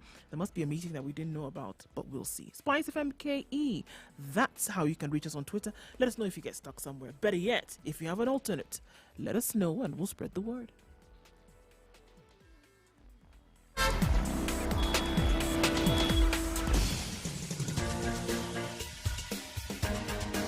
This is the Situation Room, the home of hard-hitting political commentary and penetrating insights about the state of the nation. This is a talk radio experience like no other. The Situation Room, a place for hard truths, debates, and elevated conversations. The Situation Room, witty, political, engaging, deep, controversial. In the room, we have C.T. Muga, researcher, academic, seasoned political observer, a fountain of wisdom in these politically uncertain times. Ndu Oko, Nigerian by birth, Kenyan by choice, communications expert, Pan-Africanist, a truth seeker and believer in people power, and Eric Latin, agent provocateur, the man in the chair, seasoned journalist, news hound, a man who believes in punching up, not down. This is the Situation Room. 2.5 minutes the after only 8. way Thank to you very start much your for tuning day. into the Situation Room. This is Kenya's biggest conversation. We broadcast this show every morning, 6 a.m. to 10 a.m. on Spice FM, Malindi 97.7, Nyeri 90.9, Eldoret 96.7, Nakuru 96.0, 102.5 in Kisumu, 87.9 in Mombasa, and 94.4 in Nairobi. For the next hour as well, we are live on KTN Home and also live on Spice FM KE, YouTube, Facebook, Twitter, and www.spicefm.co.ke. Let's begin the hour with today's proverb from C.T. Muga. Only when you've crossed a river can you say the crocodile has a lump on his snout. Only when you've crossed the river. Across. Only. One side of the river to the other. Only then. You're already done with crossing the river. Yes. That's when you can look back and start talking about the inhabitants of that river. And you're a safe distance away from the banks of that river. Then you can say all you like. Right. Right. So let's talk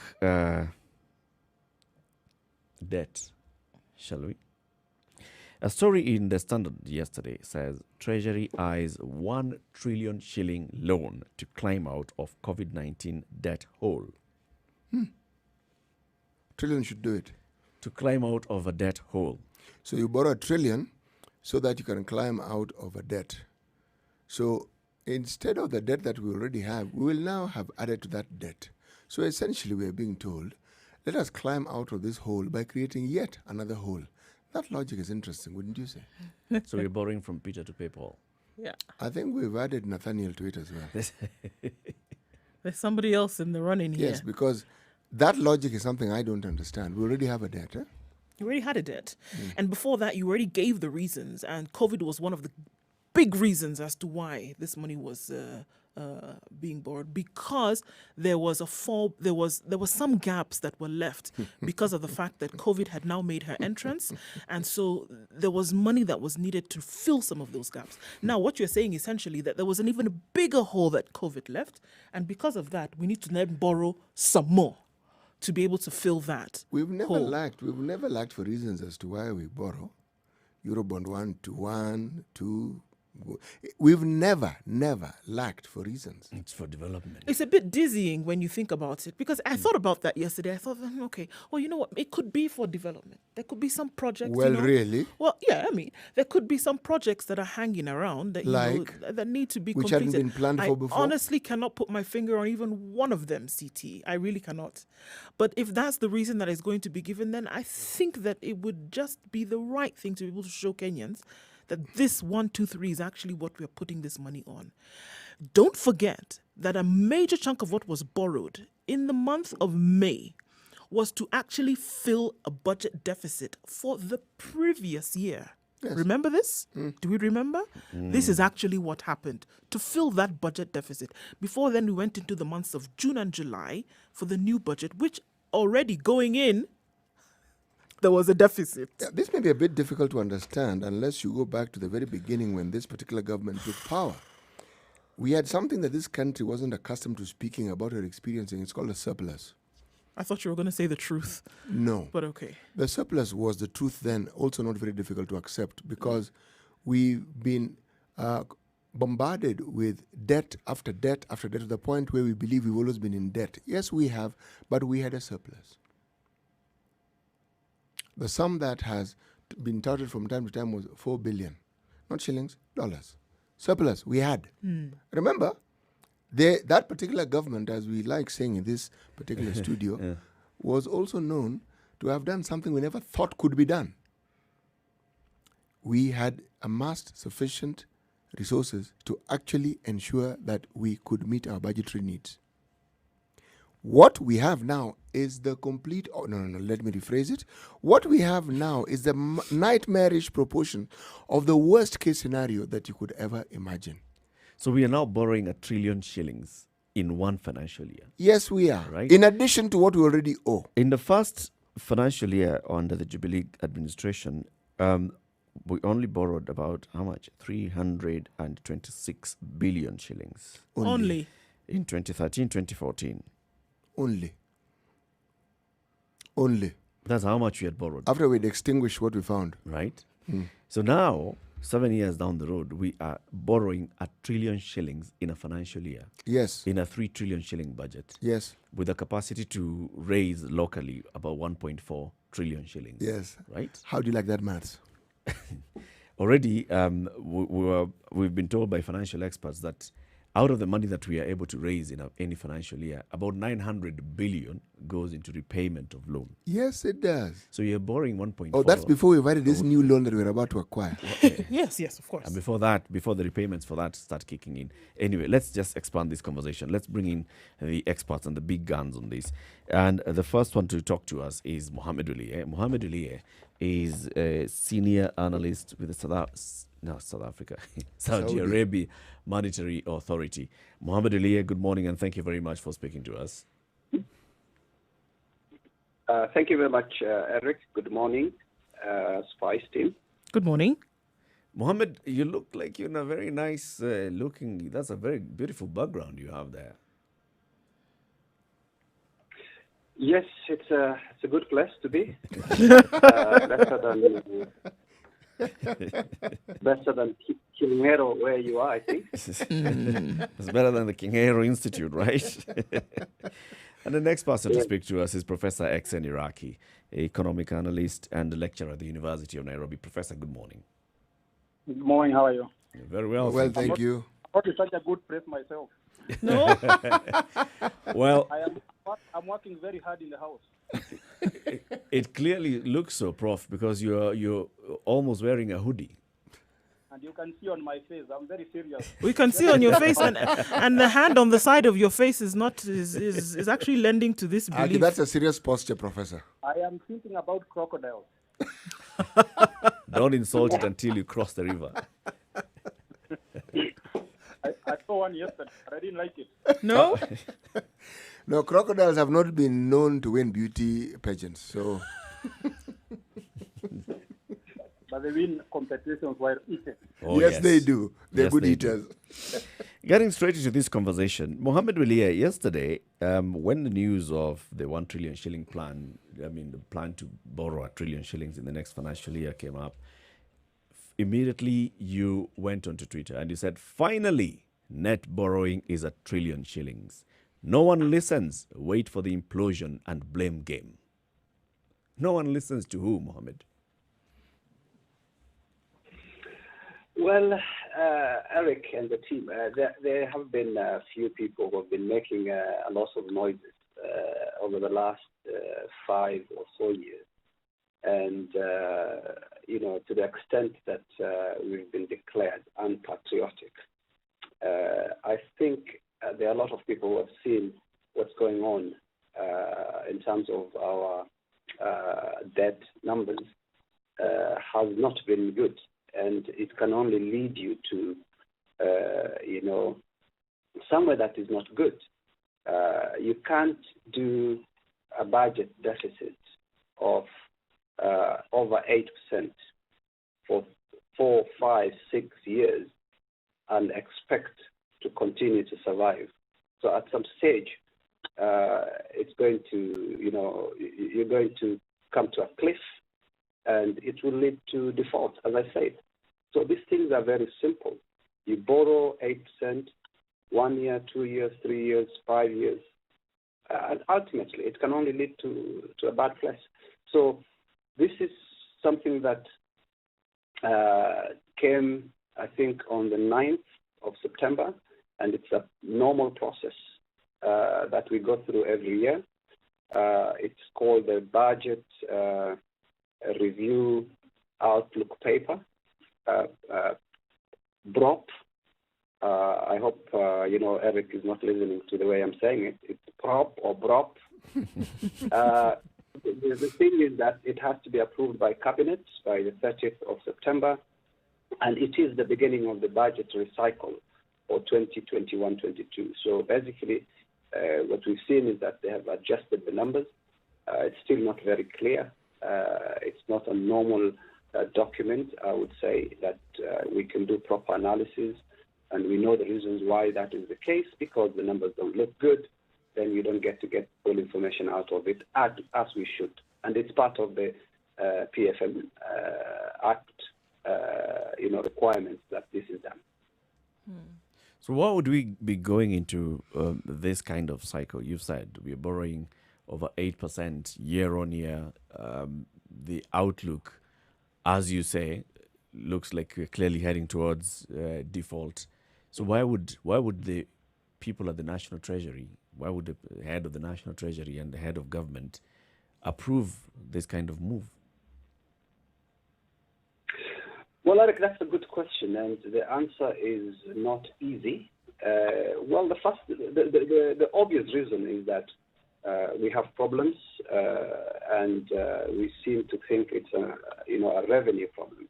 So, as I told you last time, what happens always is we kind of, budget for revenues that we know from day one that we are not going to get. And then when we don't get them, we revise the numbers downwards, but then we don't touch the expenditure side. So where will the money come from? Debt. And we've done that for the last 5, 6, 7 years. So just look at your own home, do a budget, then you don't get the money you were expecting from your colleagues, let's say in Spice FM, who are supposed to pay you, they don't pay you.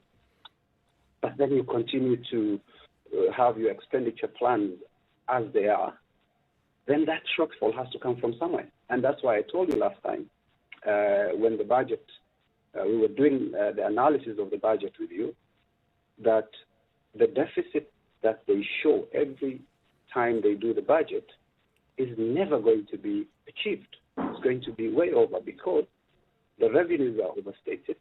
They have now revised the revenues downwards. Every revenue item except income tax, which has gone up by 14 billion for some reason, which again is not reasonable, has gone down. And we're basically now saying we are going to be short 110 billion in this financial year. Yeah. So that 110 billion, I would expect we cut somewhere, some expenditure. But they say, no, let's borrow 50 billion foreign debt and 60 billion domestic debt. So then that adds up to the debt that we already budgeted for of about 850 something. Now it's 950 something. So basically, we just saying nobody can touch expenditure in this country. And we don't understand why. And that is the problem we have.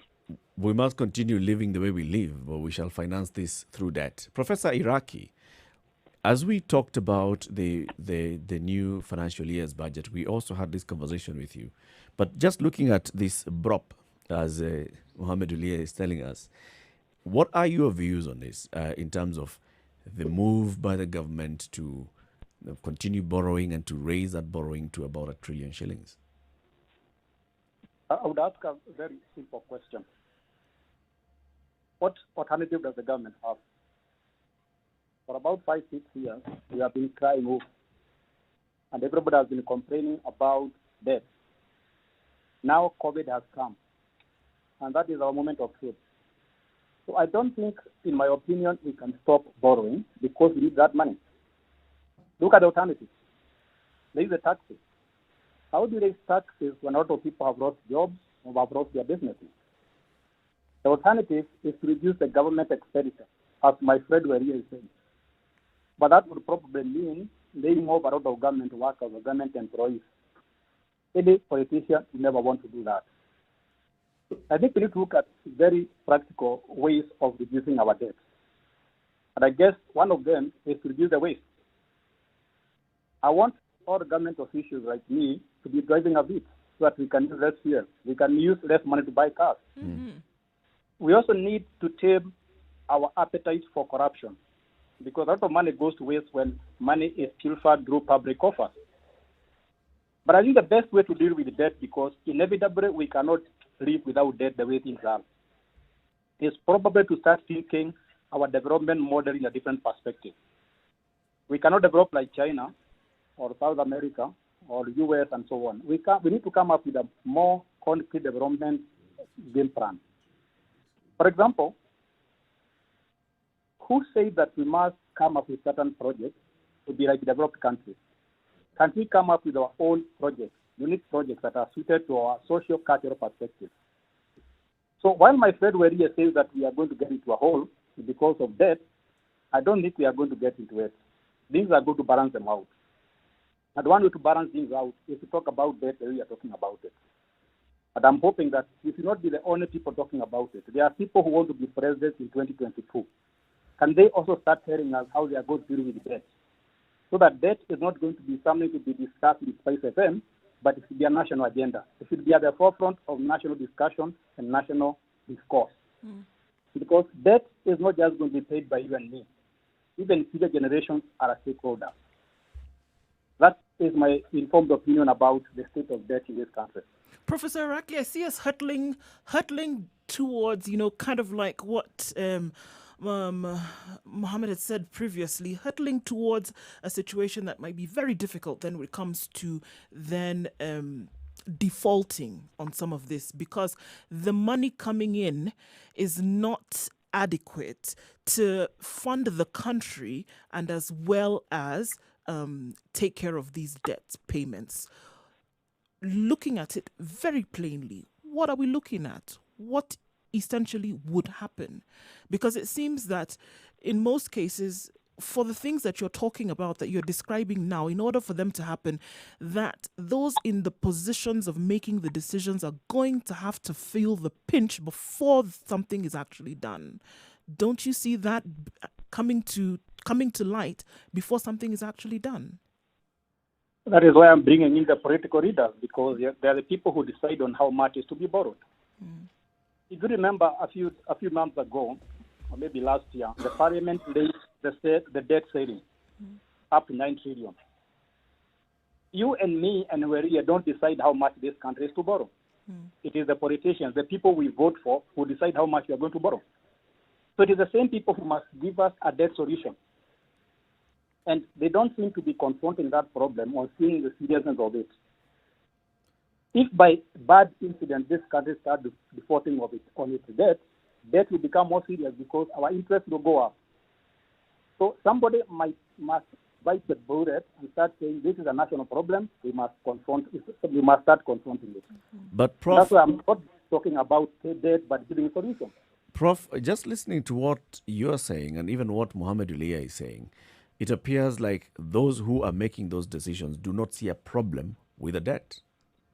They're living in this kind of bubble where debt is not a problem, which may explain why Mohamed Ulia was tweeting yesterday and saying nobody listens.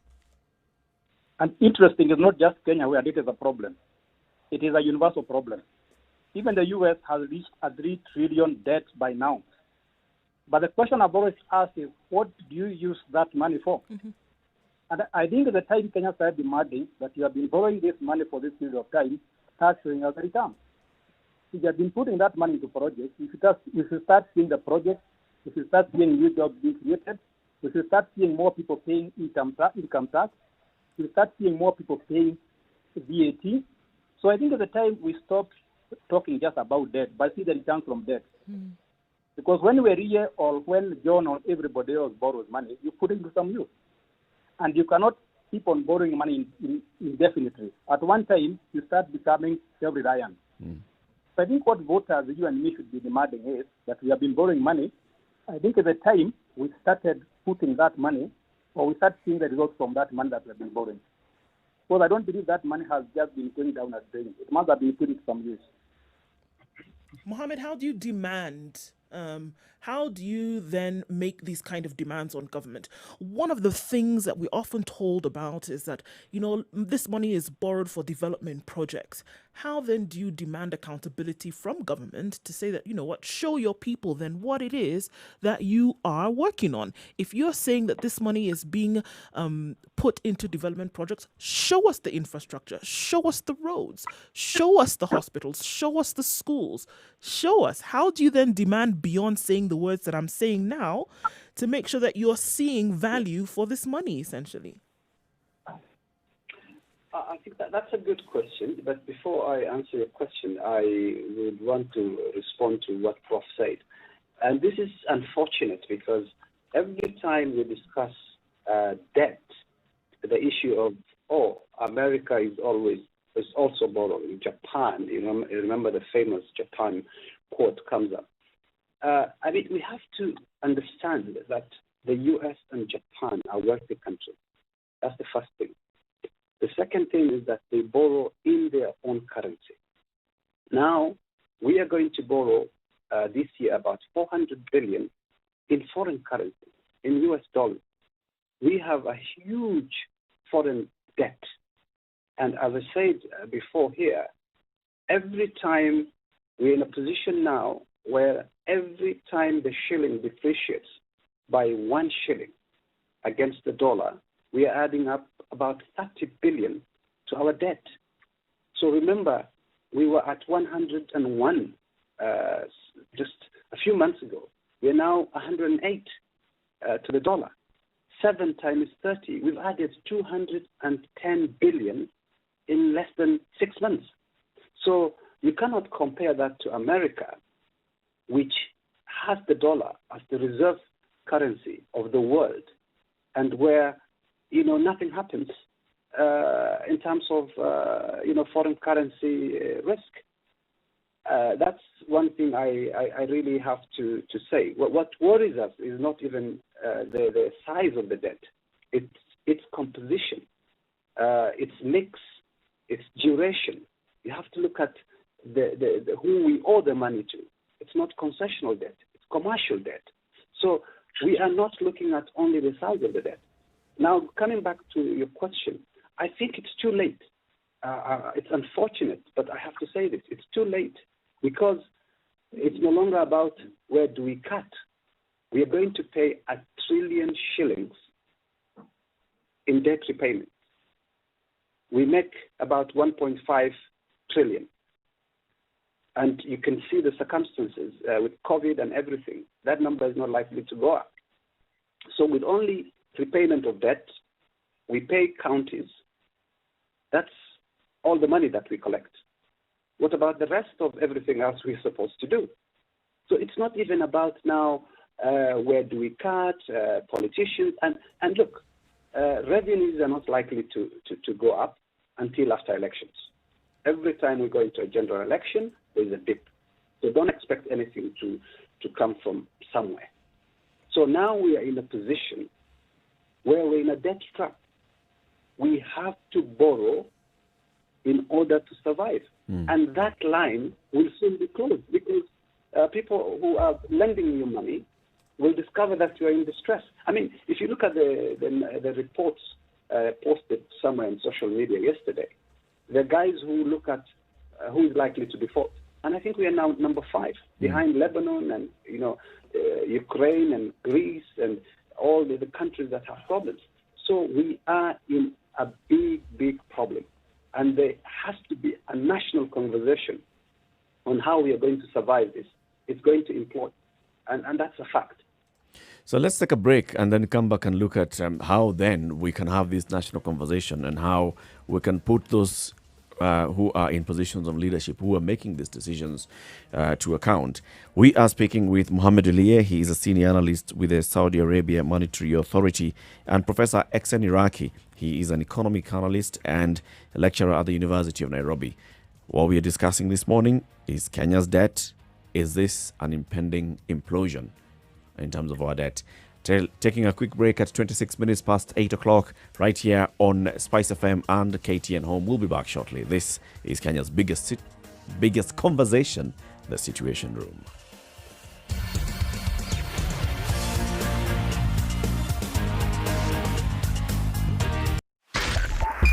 .5 Spice FM, Kisumu.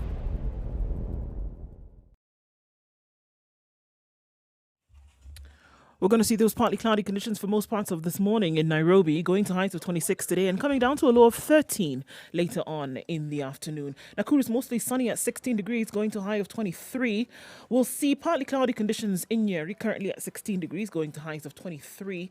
Eldoret is sunny this morning at 16, going to highs of 22 and coming down to lows of 11. Take a look into Kisumu, where it's mostly sunny at 21 degrees, going to a high of 28 with chance of showers later on and lows of 18. It's mostly sunny in Kakamega at 16 degrees. It'll change, however, as the forecast says, that rains will come in and last throughout the entire week today, with highs of 25 and lows of 15. It's mostly cloudy in Mombasa at 26 degrees, going to highs of 29. Malindi the same, highs of 29 to be experienced today and coming down to lows of 24. Let's take a look then out of Kenya, where it's mostly cloudy in Kampala at 20 degrees, going to highs of 26 and lows of 15 with a chance of rain later. In Dar es Salaam, it's partly cloudy at 26, going to highs of 31. And for the first time in a while, some rain's expected later, with highs of 31 and lows of 22. Joburg this morning, mostly sunny conditions at 12, likely to continue through the day, going to a warm high of 24 and lows of 11. And we'll wrap things up for now in Lagos, where clear skies at 24 will take us into rains in the afternoon, with highs of 29 and lows of 24.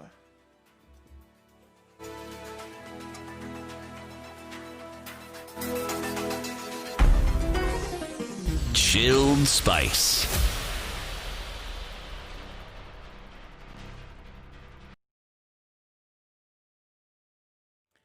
Yes, for the expressway to be built, the trees have got to go. And this is what we're looking at this morning. Some traffic because of the fact that felling of trees is taking place along Uhuru Highway today, all the way into Westlands, and that's affecting traffic. We're likely to see heightened levels for the next couple of weeks, guys. So you're going to have some patience. The eastern and southern bypasses are looking pretty good, coming off of Thika Road and Mombasa Road, respectively. Not too much traffic. Where there is traffic, however, is all the way from the SGR through to Westlands. I'm not even kidding, guys. So Mombasa Road is clogged up all the way. It's inching along ever so slowly. So patience is needed this morning, and a bit of a sing-song might help you get through the traffic too. Spice FM KE, that's how you can reach us on Twitter.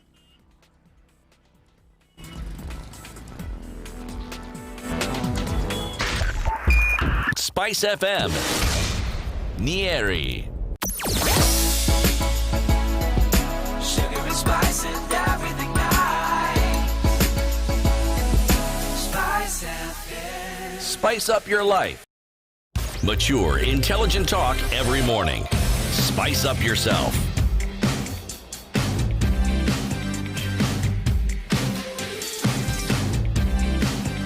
Mornings done right. 94.4 Spice FM. 8:30. This is Kenya's biggest conversation, the Situation Room, broadcasting on Spice FM and on KTN Home and also on www.spicefm.co.ke. Well, this 1 week of... You left when you were like this. You've come back and you're still like this. What's up? No. There's a change, man. There's something has changed. So this is the conversation that we're having this morning. Kenya's debt. Are we heading to a point where we shall have an implosion? And this is what Mohamed Eli's position is, that yes, we are hurtling down to that position. Professor Exen Iraqi, who is also speaking to us this morning, is saying it's about time that the citizens of this country have a conversation with their government and ask them, look, what are you planning to do? I want to bring into conversation a quotation that is attributed to a gentleman who was the Prime Minister of Luxembourg. I'm told that's not how it's pronounced, but I'm going to call it Luxembourg because that's how it's written. Yes, I'm not going the Luxembourg route, sorry. What he said was, we all know what to do. We just don't know how to get re-elected after we have done it. Would you say that our politics determines how we manage our financial affairs as a country? I'm asking both of you gentlemen. Who should go first? Sorry, yes. It does a lot because let's look at the current situation. We have revenues that have declined as expected due to COVID shock. It's not expected to recover until after general elections. The expenditure is trending up. It's difficult to freeze the expenditure due to politics of succession and the general election. The only thing we can do maybe is to scale down of Big Four. That would be the rational option. But business as usual will be sustained because CSs and advisors to the president will not dare embarrass him, and tell him that it is not achievable. So there's always that problem. And then so what we have then? The only option now is to borrow in order to please, if I may put it that way, the politicians. And borrowing is kicking the can down the road. But the road is steepening. So domestic borrowing has a limit. External sources are sensitive to debt sustainability, which now, with these new numbers, we are going to breach most of them. So this window of borrowing will also close shut. So suddenly, then we will have a crisis. Now, is this because of politics? To a certain extent, yes. Because no one can go back to the politicians and say, guys, this is bad, because those who are supposed to say that are not going to do it. So we had a debt ceiling. With the numbers that came out last week, we are going to have to revise the 9 trillion in the 2022-23 financial year. That's before President Uhuru leaves office. So before the president leaves office, we would have moved the debt ceiling from 7 to 9 trillion, and maybe from 9 to 11 trillion, who knows? So those who contributed this current problem are not expected to be the same guys who are going to give you a solution to it, because they have to survive. They have to make sure what they have done is somehow made workable. And this is all about politics. Yes, politics is a very, very big problem.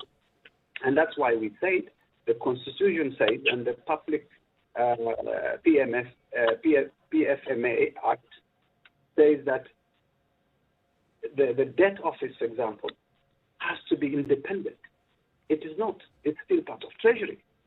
So, the DMO, which is the Debt Management Office, in any other country would come out and say, these are the numbers. It's bad. It's looking bad.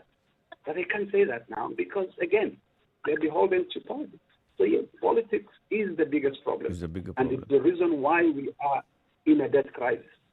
Prof, what's your view on this? I'm holding a very hot potato here. You have to remember that politicians get into parliament in Kenya because they make promises. The ones they make promises, it's very hard to hold them accountable. The person who is supposed to stop politicians should be the voter. But look at when you have a budget in counties and you tell people to come for public consultation, they don't turn up. So because they don't turn up, because they don't question their representatives, they have a free hand. So the only way to stop this problem is to make sure that the voters are informed, that the voters can question the people they vote for. As long as they don't do that, politicians will continue doing what they want.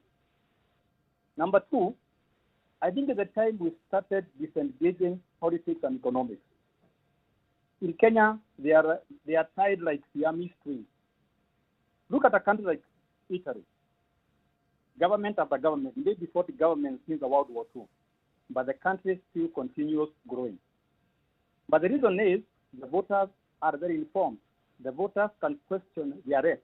The voters can hold them to account. So as long as our voters are docile, as long as they don't ask questions, we are going to remain in this particular hole. But then when you talk about the voters and the politicians, there's a conk that we are missing here. This is the public service. Because there are experts who are employed into public service, and they're the ones who receive the instructions from the politicians, and they're the ones who are executing this. What is their role in this? But I can tell you for free that politicians fear voters more than the public service. So the people who can only check the vote, the MPs are is not the public service, it is the voter. And my friend Weri has said how the debt office is under the treasury. So you don't expect those guys to ask a lot of questions. Well, I hear what you're saying, Professor. I hear what you're saying, because, I mean, when you give the example of Italy and you say that, the voters or the people, for example, very interested and vested in what it is that their government is offering. We had examples from Switzerland, for example, that the government will not touch a project until the people have given their views on it, will not spend a dime until the people have agreed to it.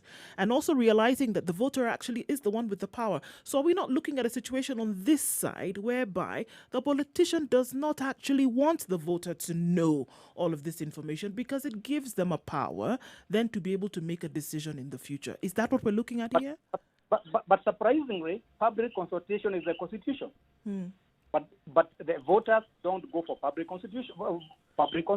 But are we not looking at a chicken and an egg situation in terms of which came first? The people are not going to seek this information because they realize that nothing will be done about it later.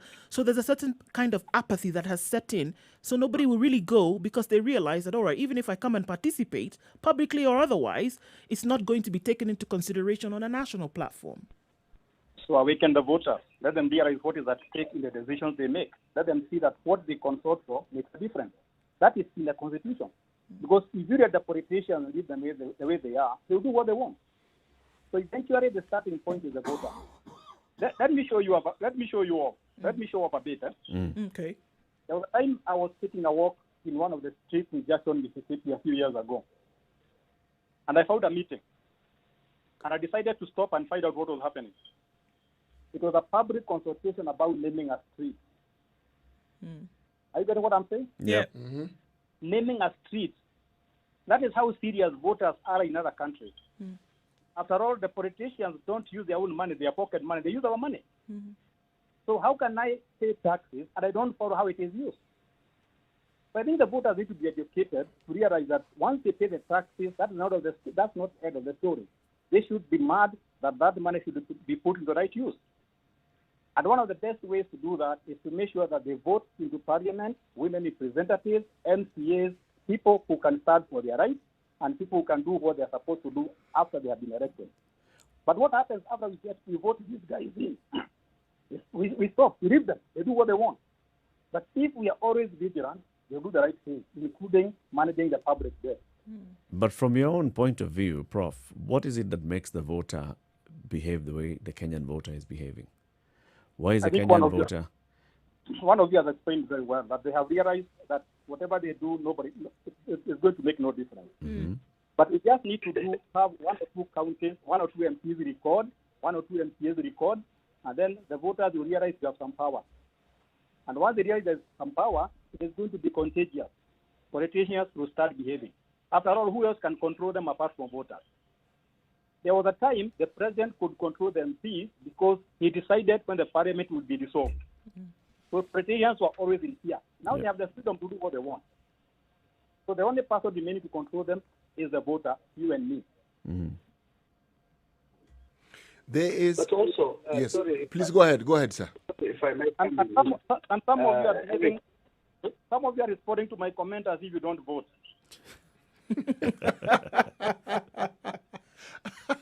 City America, after I said themselves. If I may add, Go ahead, William. if I may add something on public participation. If you look at this document, which came out 3 days ago, on the 9th of September, which is the budget review outlook paper, it's actually out for public consultation. So it is supposed to be presented to the cabinet on the 30th, by the 30th of September. But look, you put something in your website and say, there it is, public participation, very technical document. Do you think Wanjiku would even understand that, number one? Number two, for those of us who have been responding to this document and who understand these numbers, even when we raised issues, we've been called names. I mean, there are people who would call you unpatriotic if you say we're going to default or the debt levels are not sustainable. It's like people are saying, hey, you're spoiling the party for us. And this is the problem we have in Kenya. Now, if you are not going to listen to the experts, people who have been making noises, people like David Lee, people like Kwame Owino, people like Professor, even himself, Professor Vaki has basically written. I mean, if you don't listen to the experts who understand the numbers, how are you going to be expected to listen to Wanjiku? And how is she expected to respond to you? So we have this do attitude, even in our public finances. We've seen, things go bad, things go south for a long time now, 3, 4, 5 years. Even the most uninformed person knows that we have a debt problem. But have you seen it in public discourse? No. We're now talking about BBI, and we're talking about fixing the governance of the country. But nobody's talking about the finances because, it's a hot topic. And if you talk about the finances, the whole BBI will come to a stop because people would say, why are we engaging in all this stuff when we cannot afford, the basics? So it is a deliberate way to avoid this topic. But unfortunately, everything else you do or you want to do would be useless if you default and if you have a debt crisis, because the debt crisis then will lead to banking crisis, because most of these domestic debt are held by the banks. They've been piling up, and then to an economic crisis. Then only would the politicians start to talk to Wanjiku, because talking to Wanjiku means the streets, like in Greece, revolutions, and that's what they're waiting for. Gentlemen, let me ask you a question. The World Bank, according to a report in the Business Daily on the 24th of July this year, recommended that projects amounting to 1 trillion Kenyan shillings that were started in the Kibaki era should be brought to an abrupt halt. They targeted 522 projects which they said were dormant, and that if they brought this to a stop, we might actually see changes in our financial fortunes. Now tell me, does the stopping of projects help? It depends on what the projects are about. If it was about a hospital or a school or a maternity, then that does not help. And I think it is important that once we start projects, we finish them. And that seems to be another big problem in this country, that people start projects and never finish. If I'm an MP, I will start a number of CDF projects. When a new MP comes, he just throws away those projects and starts his own. The same happens with all other government or public projects. So I think while the projects might save the country a lot of money, there was a reason why those projects were started. There must have been an objective. So I think my advice would be finish all the projects before you start new ones. Because a project is always started with an objective. If you don't finish the project, then you don't achieve that objective. So I don't think that would be a good advice to stop projects halfway when you have already incurred the capital cost. Finish them to come up with a new one. Sometimes better to actually go at a loss instead of. I think. Go ahead, please. Let me add something. I think there is a way you can do it, and again, the problem is because of rent seeking, we are not going to do it. There are certain projects which have been approved. If you look at the debt numbers that we have now, and whatever is planned between now and, let's say, in the next 2-3 financial years, it's already known. So we might have had commitments from our development partners for certain projects. And they even allow you to shift some of the approved loans elsewhere. So, for example, now we have about $20 billion of approved facilities, of which we have only used, say, $10 billion. We are left with another $10 billion. Now, we are allowed to say, okay, instead of having the Moranga Nyeri Road 4 lanes, we can have 3 lanes or 2 lanes and use that money elsewhere instead of borrowing new money. But that's not happening and will not happen because the bureaucrats and the politicians favor going for new tickets because there's something in it for them. And that's a factor that we have, that's something that we have to always look at. This borrowing, every time you borrow a new ticket, there is something in it for these guys, especially commercial. That's why we have moved. During Kibaki's time, most of our debt was concessional, and it was by design. So you cannot do monkey business with the development partners that give you concessional debt. If you go for bank loans, there are a lot of things that we've seen happen. So even though we have facilities which are ready, which we can reprioritize to other areas, and which we have borrowed and are in our books, we would say, when it was being done, ile kickback yake imekulwa na someone else. Let's look for a new ticket. This is the problem. This is why we keep on piling up new loans all the time. And reprioritizing projects is not a big issue. If you see a project has failed or is not worth it, you have to reach a certain point where you have a stop loss limit, where you say, I cannot go into this anymore because it's worthless. And that's the problem we have, Eric, because every new ticket is an opportunity to eat. But let's also remember that most of these projects are political. They have some political components. Because if I'm going to have a big project in my constituency, I'm attracting votes. And the more I distribute them across constituencies, the more votes I'm going to get. So I have a smaller project there, another smaller project there, and then everybody will be touched by the project. So I'll get more votes. And I think it's important that before we start projects, we always do a feasibility study. So the question of projects not getting finished should never arise. So people don't just wake up and start projects. You're supposed to plan for them. See the benefits. See the benefit, who is going to benefit, and the amount of money you are going to pour into that. So I think this idea of having projects that never get finished should not be part of our vocabulary and our discussion. What I was asking, Professor, is that sometimes isn't it better to just cut your losses? It's possible to do that, but that should not be the way to go. I have also had projects that I just stopped and did away with them because I found they will be more costly in the future than now. But these are projects costing a lot of money. It's not a project for me to buy a pair of shoes. It is billions of dollars. So why should we be putting public money into holes? There are people who are employed to plan, do feasibility studies, do the analysis. Why should they give us projects that don't work? I think the projects work. It's not that they don't work. The projects, I think, even by the time you're being given money, you are the economist here. People who give you money for things they think will work, because if they don't work, then how will they get back their money? So then why don't they get finished if we had agreed they're going to work at the beginning? I think we're just trying to defend the people who are not doing what they're supposed to do. Simple and straight. It's people who are supposed to be doing things that they're supposed to do and they're not doing them. And then and you brought this back to saying the citizens are the ones who ought to be demanding better.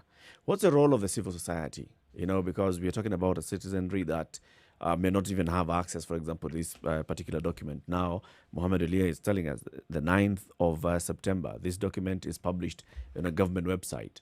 It's heavy, it's technical.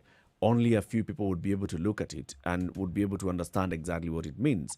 How do we engage the citizens using maybe a middle tier like the civil society? Why is the civil society in Kenya today? I've been hearing about them, but they have not been active as they used to be. They have gone silent. I don't know where they have gone. There are those who say, Professor, there's a new generation of civil society, and that maybe Spice FM is one of the civil society now, because we are bringing that into the discussion. Perhaps. I guess also people like yourself and Mohammed Elia and the others, Kwame and even David Lee and the others who have talked about it. But then how do we roll out this information further and to the lower part of the grassroots, so that, like you said, if it's about people demanding and people understanding and saying this is how much you have budgeted this year, and this, we're just looking at the budget itself and what you intend to do with the money for the next financial year. There are very many things that you must not do in the next financial year. Looking at the budget itself and seeing this kind of heavy deficit and understanding where we've come from, pushing that the legislators also do not approve this budget as it's been presented. Because you see, Parliament just looks at this budget, can see the problem. I'm sure there are very many legislators that you speak to, Prof, and even legislators that Mohammed Elia speaks to, and they'll tell you privately that, hey, yeah, this budget has serious problems. But when they go to the floor of the House, they'll pass it. How do we make sure that they do their work?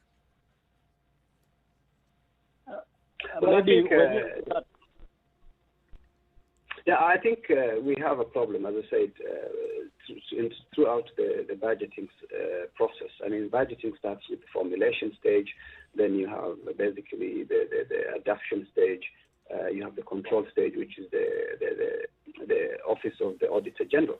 Now, the guys who are supposed to be checked for these things are Parliament.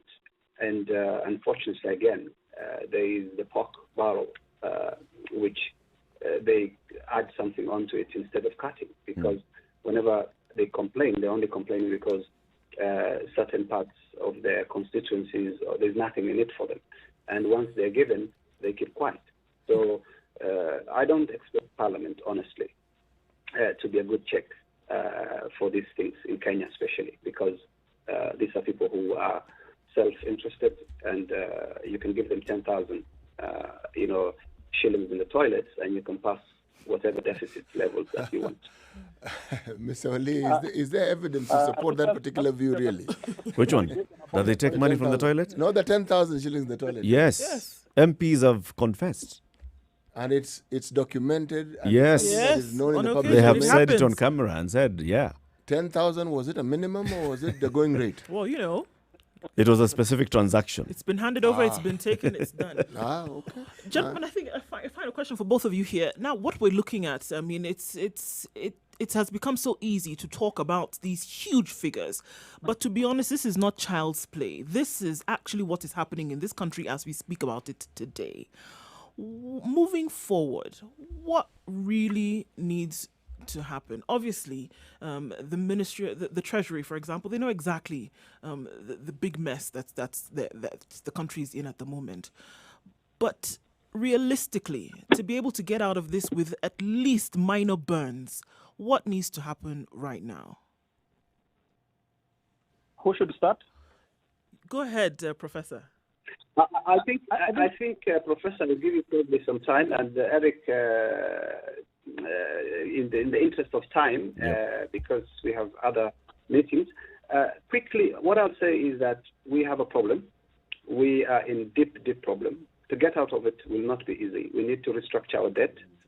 That's something that we have to do. We need to stop what we have not started. The big four, I have always said, is not feasible. By the time it started, we had already used every space that we had. We also need those who contributed to the mess cannot provide a solution. You don't expect this regime, this administration, to get us out of trouble because they put us in this trouble. That is very, very simple and straightforward. And they will continue to do even worse in the next 2 years left because it's election time and it's not a time for fiscal consolidation. We've been speaking about fiscal consolidation for the last 6, 7, 8 years. It's never happened. Every budget, we start with a deficit and it goes higher than it was budgeted. So soon we will not be able to borrow because that window will close. The domestic debt, as I said, has a limit. Once we hit the crisis, then it will sort itself out in a very bad way. Very, very bad way. Thank you, Mohammed. Prof, as you respond to this, as your final comment as well? I think I want to be a bit more optimistic. I think this country has faced bigger problems in the past, and we have confronted them, and we have gone over them.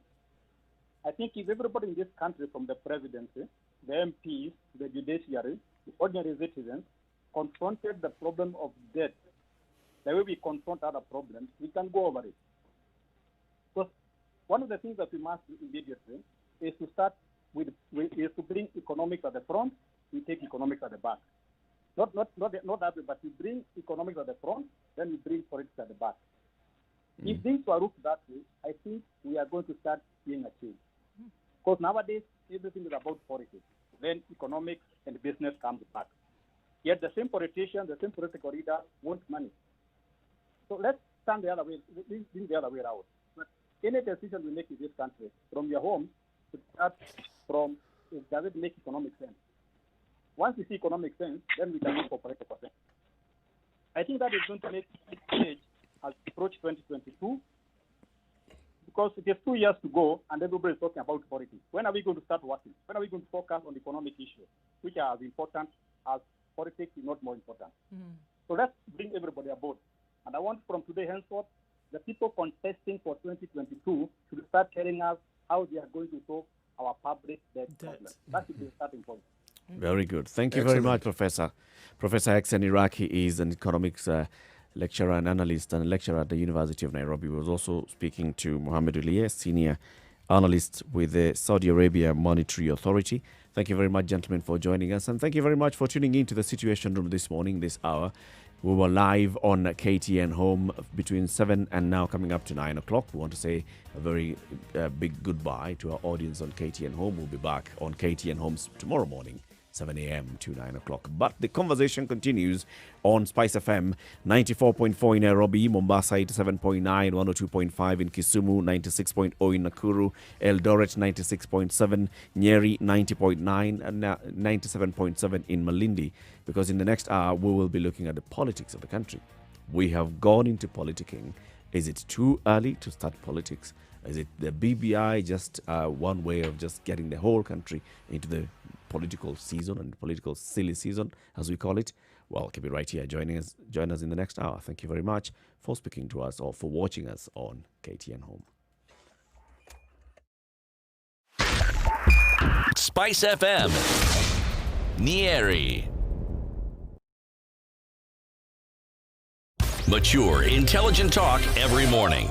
Spice up yourself.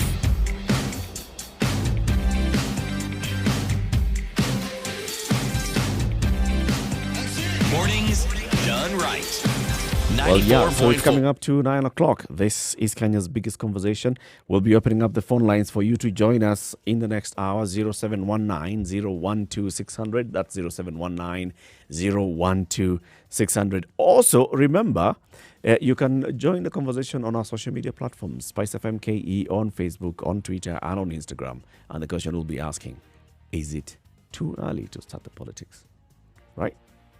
We are seeing the rallies. We have seen Raila Odinga in Mombasa. Raila is going to Kisii. Ruto was in Kisii. Ruto was in Kitengela just the other day. A And it's becoming like the political silly season is back. Good morning. It's 9 o'clock.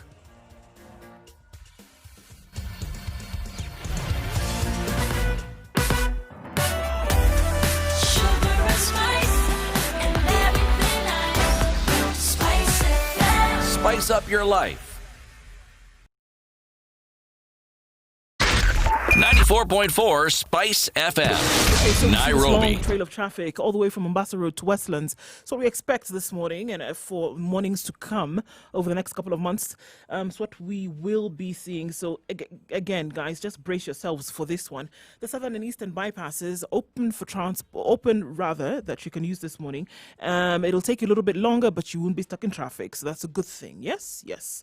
Getting to the CBD from Thika Road this morning, getting to the underpass at Pangani, as you then have taken off from what I like to call Muthaiga Corner, you should be fine as you then join from Kiambu Road. Slow, but it's moving, so that's a good thing as well.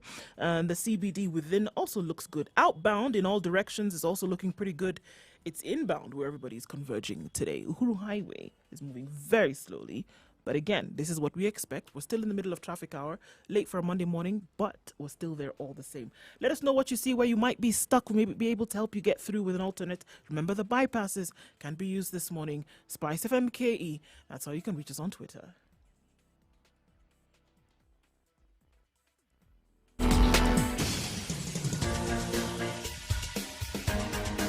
This is the Situation Room, the home of hard-hitting political commentary and penetrating insights about the state of the nation. This is a talk radio experience like no other. The Situation Room, a place for hard truths, debates, and elevated conversations. The Situation Room, witty, political, engaging, deep, controversial. In the room, we have C.T. Muga, researcher, academic, seasoned political observer, a fountain of wisdom in these politically uncertain times. Ndu Oko, Nigerian by birth, Kenyan by choice, communications expert, Pan-Africanist, a truth seeker and believer in people power, and Eric Latif, agent provocateur, the man in the chair, seasoned journalist, news hound, a man who believes in punching up, not down. This is the Situation Room, the only way to start your day. After 9, this is Kenya's biggest conversation. Just as we go into this, let me just read this comment from Abu Jamal Dennis. He says, we'll need another government under the 2010 constitution government structure to determine whether Uhuru's government overborrowed or not. This structure is overcrowded. Loopholes are immense on how monies are wasted. There are only two options, borrow or overtax, and the latter is worse. We need another government to come and audit this government and determine exactly whether what this government did was making sense or not. Yeah. What's the public educator saying? Prop or prob? Prob. Okay. It's looking back at that word. Let me just tell you what the word is. The word is it's BROP, Budget Review Outlook Paper. BROP, BROP. Okay, we must adapt, I think is what it's trying to say, to our unique structures to fund our budget caps. From the village projects, engage the youth, going back to borrow money to fund domestic budgets we ourselves build is dumb. True. Kwali kabisa. Yep. True. Kwali kabisa. Yeah. What the two gentlemen have said basically is we need to overturn things, right? We seem to be focusing so much on the politics of the day, and the politicking is on other political rhetoric. Oh, who's going to be the president? Whose debt do you owe? Who is contributing how much in churches and funerals? Who has more, clout? Who commands more people on the ground? Who has God on their side? This is what we seem to be focusing on, and yet we should be looking at what value are we getting from those in leadership. Eric, that's the dust. And that's why we focus on it, because we are made to focus on it. Mm-hmm. The real issue is, how much do I get? In all this. How much? Forget all these hate speech, love speech, not so much hate speech. How much do I get? Just look at the discussions that engulf our parliament. Just look at it. Let's start with the Senate, the money issue. What is this thing really about? There are 2 or 3 levels of this discussion. Unfortunately, it has absolutely nothing to do with how much money is going to counties. Yes. Yeah. Let's look at even what the MPs have been discussing. Look at the discussion which went from our august houses now to civil servants. It's about how much do I get. The so-called Mwananchi can go suck a lemon. It doesn't matter. Now, if we don't have the money, then the solution, borrow it. And then when you want to pay it back, tax your people even more. Yes. It's a new form of economics. They want to... And my businesses will not be taxed. Exactly, and they should not be taxed. And secondly, you shouldn't point out these things that I'm doing. Because then you're anti-development, and you're the sort of person who has no wish to actually help the Mwananchi uplift himself from the poverty which we have collectively put him in. You make a lot of sense, City. Because as we speak now, those who are out there, baying for each other's blood, let's just name the 2 first of all. Ruto and Raila. None of them is talking about the debt. None of them is talking about the economic situation of the country. None of them is raising that as an issue.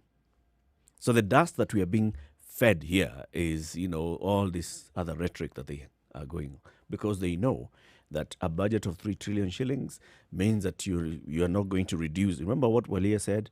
You're seeing all these deficits in everything, but the government spending will not reduce. Government spending not reducing, not cutting back on any project, means that there are people who are going to do business with government, and their business is not going to be interrupted.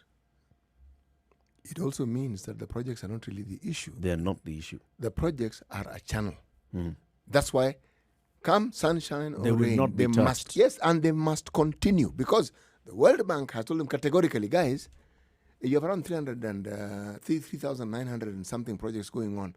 Of these, the ones which we know are dormant, kabisa, not moving. Nothing has happened in the last X number of years. 522. Removed, just, And then there are others which amount to around 40% of what you're calling projects, which aren't going anywhere. Stop. Which means no more spending on them. Are we listening? No. We insist we must spend. And then 2022 is the choir master here. Because the 2022, all these people who are in parliament want to go back, either to being parliamentarian, being in the National Assembly, or they want to move a notch higher. All those who are at the level of MCAs want to move a notch higher or retain. It's the way politicians think. Something better, or if not, maybe where I am. How do you do it? Where do you get money to ensure that you campaign? Because our politics is about money. None of these people are renowned businessmen where you can say, so-and-so is the one who actually supplies watermelons to the whole of these regions. You can't. You can't attach their money to any business. So there's no value that you can say they've been adding. And yet they have money and they want to accumulate to spend it. So where do? You get it from state coffers, from county coffers.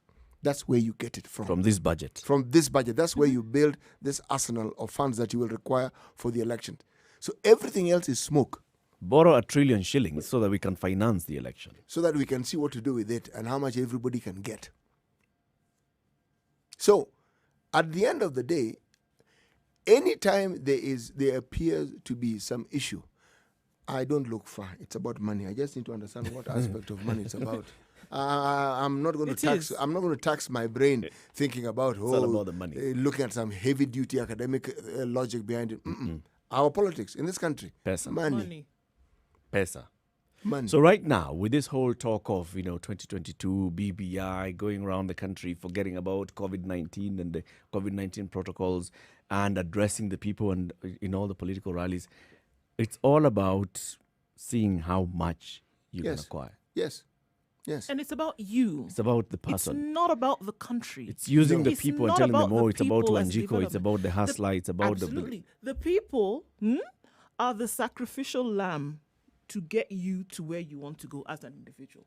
Period. They'll come and talk about you, and they want to improve levels of etc. of this, that, and the other thing. They want to come and talk about how they want to fight on the side of development.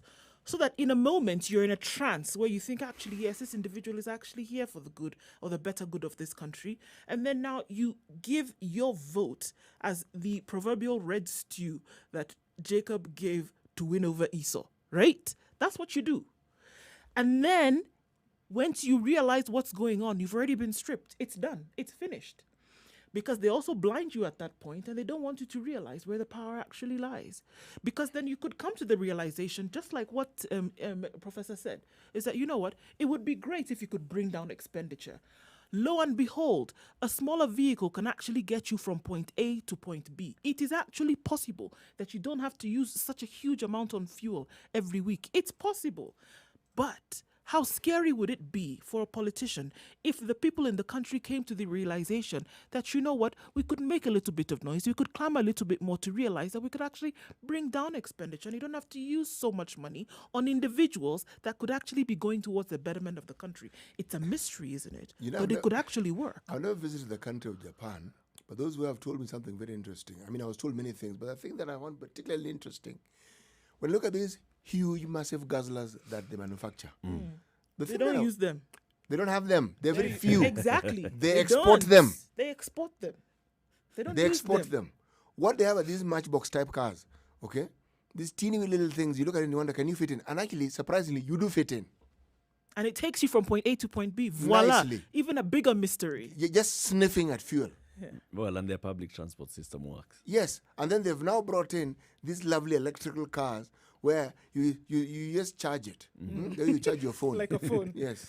Can you imagine? And it still takes you from point A to point B. Yes, which your And phone when- can't do. And even if you're a government official, you can enter this car and you get from where you are to get you where you're going, and you won't die.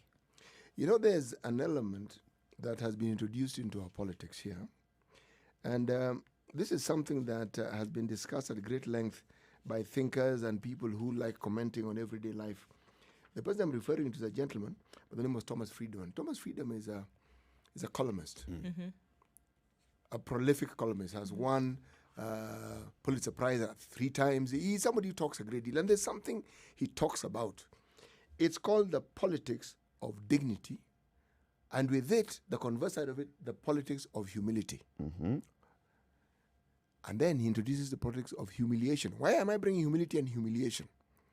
You see, if you listen to the rhetoric that many of our Kenyans have, if you listen to the Jubilee side that have been telling us for the longest time they've been picked on and they've been marginalized, you can see here both are at play. They feel they're being humiliated. And if you look at what they're being humiliated about, they held positions which apparently the party gave them. Some of them were in parastatals, which they would never have gotten if it wasn't for the patronage of individuals within the party. They now don't have them. But the narrative that is being spun is not matters that arose within those institutions that probably brought about the removal. No. It's now a community humiliation. And with humiliation comes the eroding of the community dignity. And the dignity is embodied by these individuals because as the son or the daughter of the community, if you're in a certain position, that also bestows upon that community dignity. Unfortunately, it's how we see it. Do you know that our son is in such and such and such a place? Of course. Let alone you don't know that person, you'll never meet them, they're You'll being never there, go to it's of that no place. consequence to you. It's not like the rain that rains on anybody. It's just him and his children. family. Yes, exactly. But this is something that is sold to us. This is the smoke I'm talking about. It's there every single time. And we not are buying into it, we bought it. What is it? Because now, as we're talking about getting into politics and into politicking season, what is it? We're actually in it. We're in it already. What is it that these individuals will say to you? I mean, you look at this individual before you, saying things that you know, for goodness sake, are a blatant, outright lie. It is not going to happen. But somehow, caught up in this whole trance to believe that this is actually going to happen, then you go and then you put your ballot. What is it that they say that gets minds in a tailspin? It's not what they say. What is it? It's- Or it's- is it's- expectation it's of what not they're what they going say. to do? It's what? Expectation of what they're going to do? What is it? Because you put this same individual back into that office. they had 4 years, 5 years, and they didn't do anything for you that you can actually take home. But then they'll come and say something to you again, like now in this season which we're in right now. Look at the individuals who are holding rallies. Right now, they're not Listen to the promising things anything. that they're saying. Not yet. No. But listen to the things that they're saying already and what they say they want to do and where they want to take the country. They're not promising anything. It's but about they're the talking future about of this exactly country. where this All country right? is going to leap to. It's about the in future. As Raila is talking about BBI, it's about What the future of is the it country. that is As different Ruto is from what talking has against happened BBI, in the it's about the past? future. What is it that has happened that is going to be different from what has happened in the past that puts the wool over the eyes of Kenyans at this point to say, okay, it's possible that we could get into a new, totally different political dispensation. Things could actually change in 2022. You know, it may appear like it's the same thing, and at some level they all converge to be, but it's different. Let me give an example of what I mean. Communities that have had their sons become president look forward to a day when those glorious days when their son was president comes back again. They wait for it. Then there are those whose sons have clamored and tried to get that seat and have waited and have never got it. They hope to see the day when their son, there's no daughter here, when their son yes. will actually get there. Now, why is this such an issue? Because there's a direct, we never moved from this thinking from independence. We haven't moved, not really. There is the understanding that when your son is in that lovely position, then it means all these things that hitherto, and this one now is you get individual. You just think of the things you should have done, you should get, and you should want. When that person is there, you will get them. They'll come down. It'll be trickle-down Yes. effect, and you But will be the the beneficiary. reality of this is actually beginning to dawn on us with this particular presidency, because there are many things people probably anticipated they would see. They have seen the complete opposite. And they realize your brother or your son being there doesn't really. No, it doesn't actually, guarantee you no, anything. It doesn't translate into what you are thinking. But you see, that realization is only happening to those that expected to get directly. The rest of the country, as far as they are concerned, those guys are getting. My friend, And they still now will clamor and push so that mashamba tutapata. do you know how true that statement is, Eric? It is not true. It is a truism, because as far as the rest of the country are concerned, because the son is in power, everyone who comes from that community is getting. Yes. And believe me, not the vast majority, the infinitely vast majority are as poor as they were before. Nothing has changed. They are exactly where they were. Others have actually even lost their incomes because Yes. of the prevailing economic situations. Which have been brought about by the prevailing political governance situations. system. Yes. 17 minutes after 9. Let's take a break and look at the weather and then open up the phone line. 0719 012 600. Political silly season. Is it too early to start politicking? Good morning.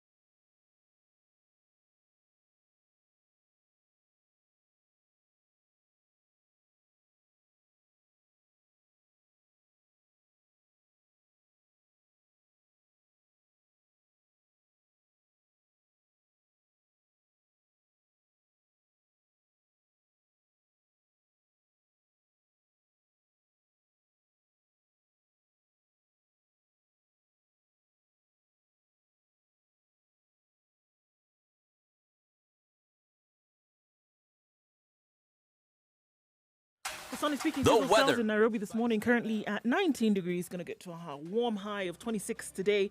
Cloudy conditions to follow later on in the afternoon. Sunny conditions in Nakuru at 17, going to highs of 23, coming down to a chilly low of 11 by Nakuru standards. Partly cloudy in Nyeri at 17 degrees, going to highs of 23 and lows of 13. It's mostly sunny in Eldoret at 17 degrees, going to highs of 22 and coming down to lows of 11. 23 degrees and partly cloudy in Kisumu. Rainy conditions later, highs of 27 and lows of 18. Eric, okay. Kakamega is mostly sunny at 21 degrees, going to highs of 25 and lows of 14. Rainy conditions expected later.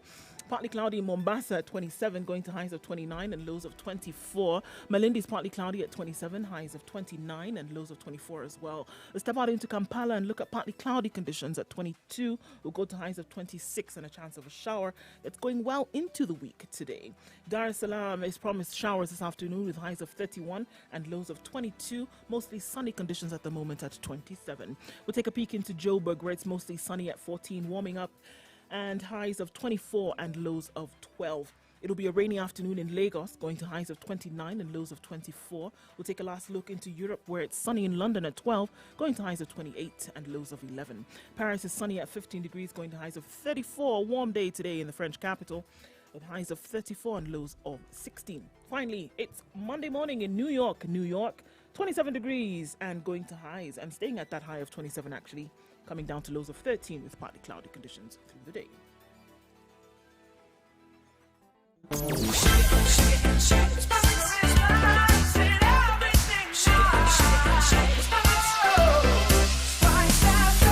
Spice up your life. Mature, intelligent talk every morning. Spice up yourself.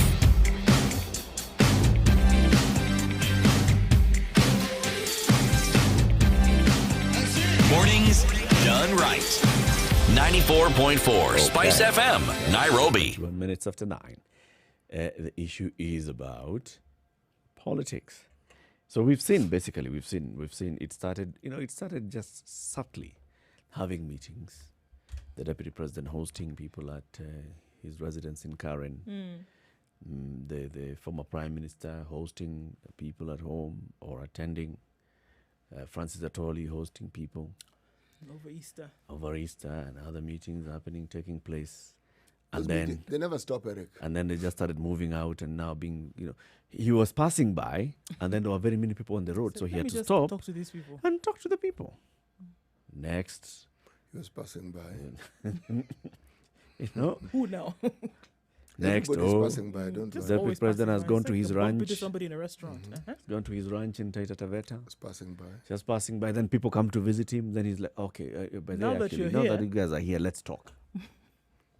Then I'll come next week. Then he goes back to the area. Then he goes back to his farm.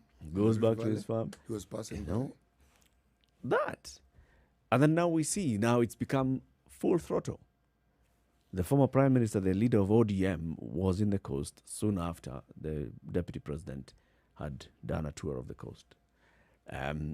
Deputy president was in Kisii. Raila Odinga is planning to go to Kisii.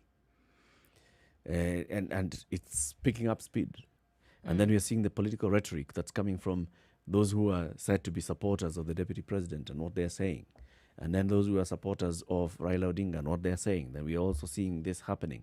So there's a lot of, back and forth.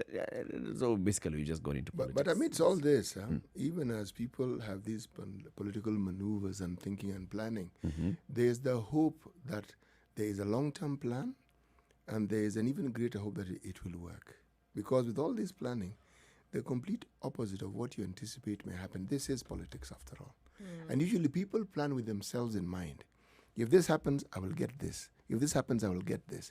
People have changed constitutions with themselves in mind, not bearing in mind that perhaps you may change that constitution and somebody else gets that job. And it wasn't intended for them. It was yours. It was intended for you. Yes.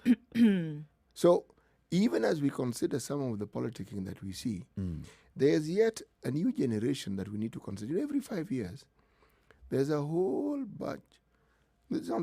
a batch of young people who enter that voting arena. Many of them, independence is a story that you might as well put alongside Spider-Man.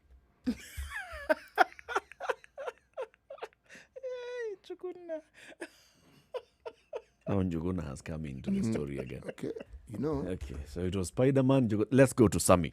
Sami is actually speaking to us from Magarini in Malindi. Sami, good morning. Yes, good morning, guys. Good morning. How are you, Sami? I'm fine, thanks. Good to hear from you. Yeah, I think, as you actually said about the early campaign, I think here we have two people moving around the country. One is actually trying to oppose what the other is doing, because we know the deputy is not doing campaign, but rather he's just launching and maybe meeting people, at least to give them some goodies. So I think here we are. That's not campaigning. That's campaigning, Sammy. No, that's not campaigning. What is it, What's the Sammy? difference between that and campaigning the way it's done in Kenya? In fact, he's the one he's in the government, so he's going around giving out, because I don't think what he's doing is doing it out of his own money, his pocket, from his pocket, but he's doing on behalf of the presidency office. Because there was a time we had the president saying that this guy will tanga, and wherever he's tangering, you should tell him what you need. So I think but the other guy is trying to oppose and claiming that where does this man get money? He's dishing out each and every day. That's the question. But I think it's not campaign. He's the one Raila is the one who's campaigning, but Ruto is not campaigning. He's actually executing his duty as the deputy vice president of this country. Sammy, is there any politician who doesn't actually campaign and call it something else? I think there are few. There are even the MCS right now who are actually trying to vie for MCS seats and senatorial and whatever. There are some moving around, but they're not campaigning. They are campaigning, but that's why I gave the two comparisons: the deputy president and the former prime minister. Between the two of them, the other one, the lesser one, is campaigning against the Ruto. But Sammy, okay. Sammy. All right. Sammy, the deputy president goes around the country. He's talking about a government as if he's outside that government. Okay, Sammy is gone. He's talking as if he's outside the government. He's talking about that government and the people, the system, and the deep state. And he's saying they don't know that we have the people and we have God on our side. That is campaigning. Yes. That, they do not believe that the son of a hustler can rise to become president. That is campaigning. It is campaigning. I think, unfortunately, the general the view might be that until and unless a politician opens his mouth or her mouth and says, vote for me, that's when it's campaigning. Oh, no. There are very many messages, subtle or otherwise, that come through that are campaigning, whether you like it or not. If a narrative is being planted in your head, like what you've just said, for example, that I may be outside of government, and what they don't understand is that God and the people are on the same side, my friend. That is nothing short of campaigning. The deputy president is just going giving goodies on behalf of the government. That's campaigning. You know something? Good morning. Hello. Hello. Good morning. Hey, this is Lydia. Yes, I had a problem with my phone. And now I bought another new phone, a small button phone. I hate the smartphone. So now I wanted to contribute to say I've always been listening. I even heard you all saying you wondered why Lydia never called. Yes. I heard that. What I wanted to say is the politicians, now we are talking about BBI. Can the radio stations read the BBI for people to help our brains to work properly? Because telling us to come somewhere to listen to BBI is out of people's time. So all the media stations should read BBI, Nguzam, Misiko, whatever, any of them, and even our current constitution, and compare and say our current constitution has already taken care of this. All right. So that people don't get misled. Civic education. And also, yes, civic education, you're right. And also, now about these politicians campaigning, I don't think it's wrong, so long as everybody keeps the peace and talks kindly and, carefully, without causing animosity riots and that. Okay. Thank you very much, Lydia. And good to hear from you. Express. Thank you. Thanks, Lydia. Thank you, Spice FM, for your good work. We hope Thank you. this button phone works now better. Yeah. Raymond in Langata, good morning. Good morning to you. Good morning. My contribution is, I think the president himself started this thing when he started this thing called BBI. Because if for example, if BBI was started by Kenyans. You know, the president said this is a constitutional moment. And if this constitutional moment was started by Kenyans like the 2020 constitution, then we would not be seeing this by these politicians moving from place to a place. And about the politics, I tend to agree with someone who just called and said that, the Ruto is the deputy president, so he can go everywhere in the country what he wants to deliver to Kenyans. But Raila is not in government, so of course Ruto is the deputy president, so he can do what he wants to do. So Raila is politicking by going. So is Raila bad from going anywhere in the country because he's not the deputy president? He's not bad, but he's politicking. There's a difference between Raila and Ruto. All right. Okay. We lost Raymond again. John, let's try and get, because I think we need to get, maybe we're missing something. Personally, I think I'm missing something. Because I'm hearing, too, because I'm not understanding the difference. I'm hearing that when the deputy president is going around the country, especially after having stayed for about 4 months or so? Without talking to anyone? Without not going anywhere in the country. Now he's going around the country. Yes, he's giving bikes and kisiagis and everything else. He has the right to do this. That's okay. He's dispensing his duties. There's a comment here from Robert who says, speaking of government-funded goodies, like what the callers are saying, do they realize the magnitude of the economic problems that we are in? We have got well over 6.7 trillion shillings in debt, spending over $4 billion just on paying interest, and they think that Ruto and company have a magical pot to raise this money out of? That when they're going and giving out all this, I mean, this is not his own personal money. This is government money. So it's okay. Who is government? So it's okay to do that? No, these are the nuances of political perspectives. If you have a leaning toward a certain politician, they cannot do wrong. That's it. No wrong is committed. Let's hear from more callers. Wageshi. No wrong is committed. Okay, Wangeshi, you need to switch off your radio. I have. Oh, thank you. How are you, Wangeshi? I'm very fine, thank you. How are you, Eric? I'm fine, thank you. And Du and CK. Very well, Wangeshi. CK, who also goes by the name CT, is well, thank you. Oh, sorry. Oh, sweetie. sorry. But I don't know why I forgot, because I really love your contribution. Received your greetings, but for purpose of the show, he'll call himself CT. Okay. Okay. Now, my contribution is very brief. Yep. You know, Kenya, where we are right now, we are just like, I don't want to use the word dumb, but we're in a very tight place. Because, democracy, the concept of democracy is predicated upon the fact that the voters are people who know, they read, they research, and they have a founded value base to use to elect their leaders. But unfortunately, that is not the case that is in Kenya. That is Kenya. And these people that we call, I find, I don't want even to use the word leaders, because they're not leaders. These are not servants, and leadership is about serving. These are just people who want to, self-motivated to aggrandize their desires, and they're taking advantage. They know, they've gone to school. Show me one leader who has not gone to university, at least among the top echelons. They've done, some of them have even done political science. And they know how to manipulate the people.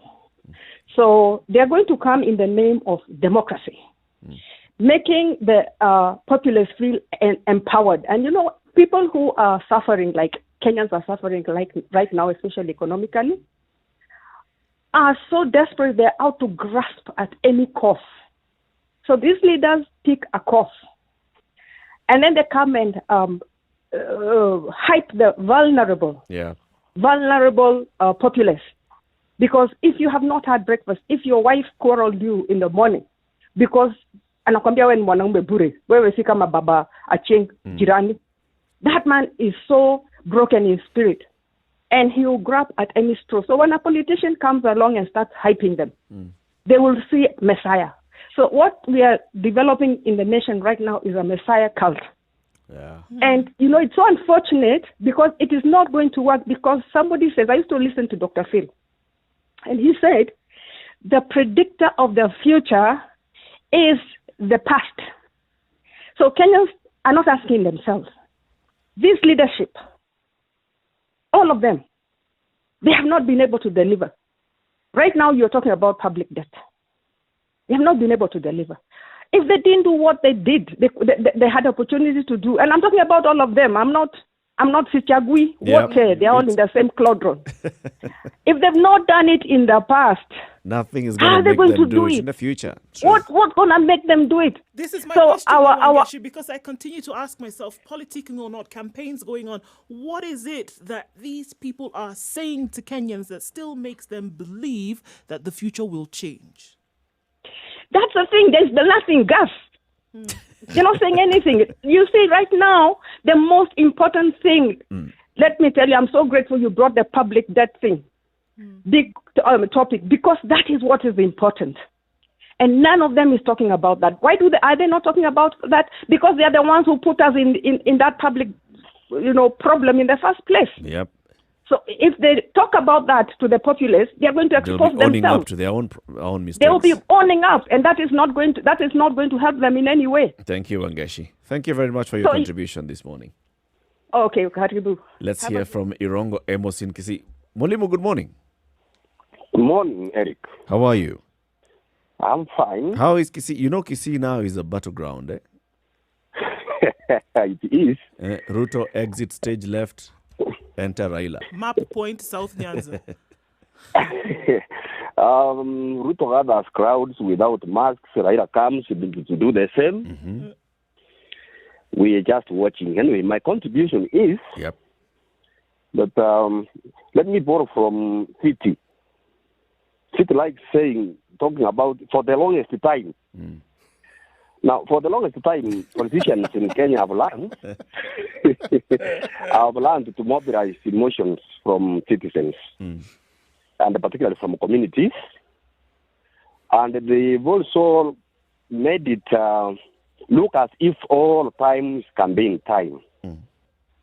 So now, Eric, when you come up with, from Spice FM, you come up with very penitent issues to be discussed, like this one of the public debt. I mean, it doesn't matter much. And I will tell you, even if people listen to this, it wouldn't make a lot of sense to them. What matters in Kenya today, among the citizenry, is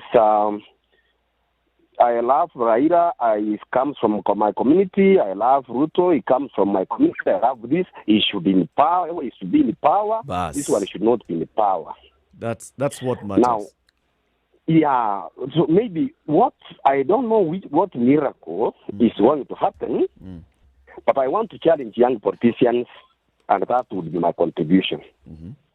There is this thing that people are calling the second liberation, that is after independence. Then came the rights of James Orengo, the late George Anyona Moseti, kina huyu jamaa walikuanga na rasta then, Raila Odinga and so on, Koigwa Wamwere.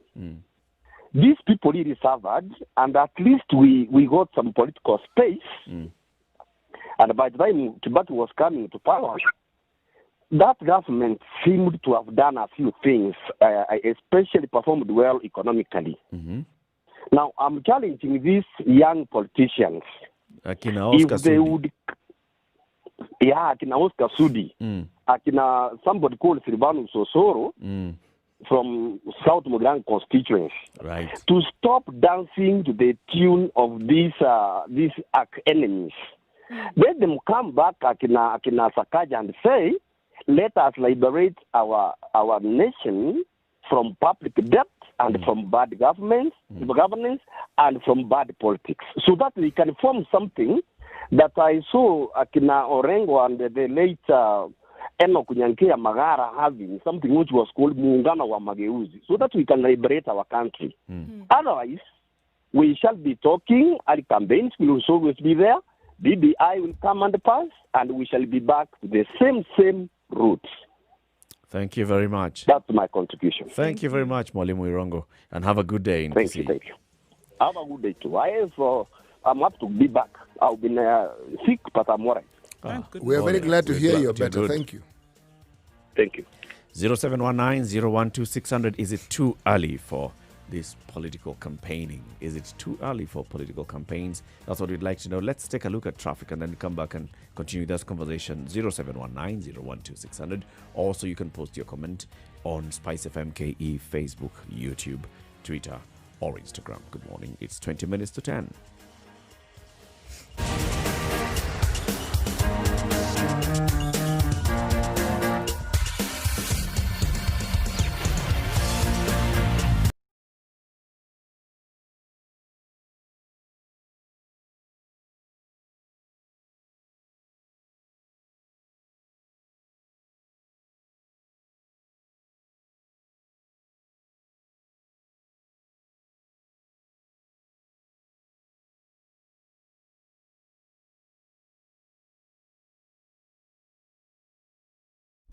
Classic soul, R&B, smooth jazz, neo soul, and nostalgic ballads. Make some noise. Yeah. You're listening to Spice FM.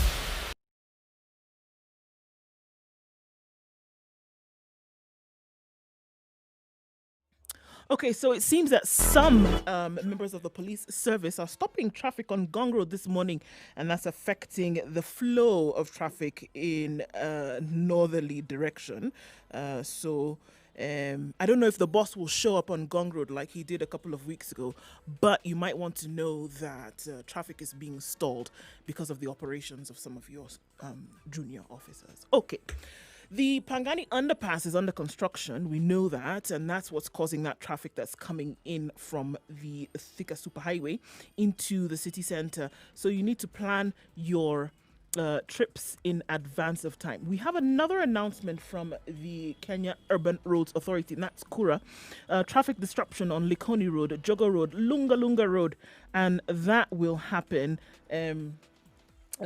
between Wednesday, the 16th of September, and we don't know when. So there's going to be some traffic on that road, at least from the 16th, and it's going to take some days. So plan your trips ahead of time. In industrial area, generally, there will be a slowdown. Okay, so we're officially out of traffic hour. It's not so bad. We're still going to have dwindling traffic on Mombasa Road. Let us know if you get stuck through the day. Spice FM KE on Twitter.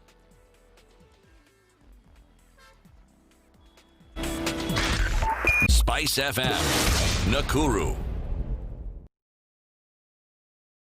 Mature, intelligent talk every morning. Spice up yourself.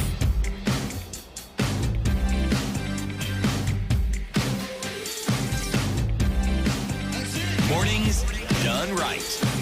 94. So it seems like opinion is divided on whether we're actually politicking or not.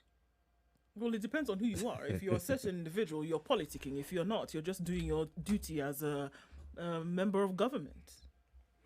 Senior government official. You know, the what I'm wondering is it even legal to start politicking? Illegal. Legal? Yes. To start politicking at this time? Yes. Is there a time frame? Yes. For specific campaigning, yes. Yes. There's a time in law. Yes, there is. After just like there are amounts that you're allowed to spend. we know how that works. But you see, now they're not campaigning. Now they're just talking about, it's civic education for BBI, or it's civic education for the things that matter for the citizenry. It's just what they're doing. Equals campaign. None of them has said, vote for me. Look, you don't have to say it. You don't have to necessarily say course, it for somebody to understand but what it is what that is you're campaign? saying. According to the law, campaign is when you are actively seeking votes, right? Yeah. But they're actively seeking They are votes. actively seeking votes, whichever way you choose to look at it. You don't have to come and look. I want CT to take me for lunch. Then I come and I don't say necessarily CT take me for lunch. I say CT, I'm hungry. CT, we've not had lunch for a long time. CT. Today, CT, I'm thinking you're not really busy around 12:30, are you? Yes. Neither am I. When you're not hungry. Yeah, what's wrong? You're not hungry. When is the last time you had lunch, CT? It cannot be said that she has asked to be bought lunch. That is soliciting. I've not asked you. Her reference has just been food and lunch. Then you would, at some point, you say, okay. So legally, you haven't. I've not asked. Actually, not even legally. Yet you actually haven't asked. You just had a discussion around lunch. Is there a difference? But what between me opening my mouth and saying, "CT, take me for lunch," and all the things that I've said? You know, having lunch and politicking are different. It's a principle. Because yes, the principle is the same. Because politicking would be a really long lunch.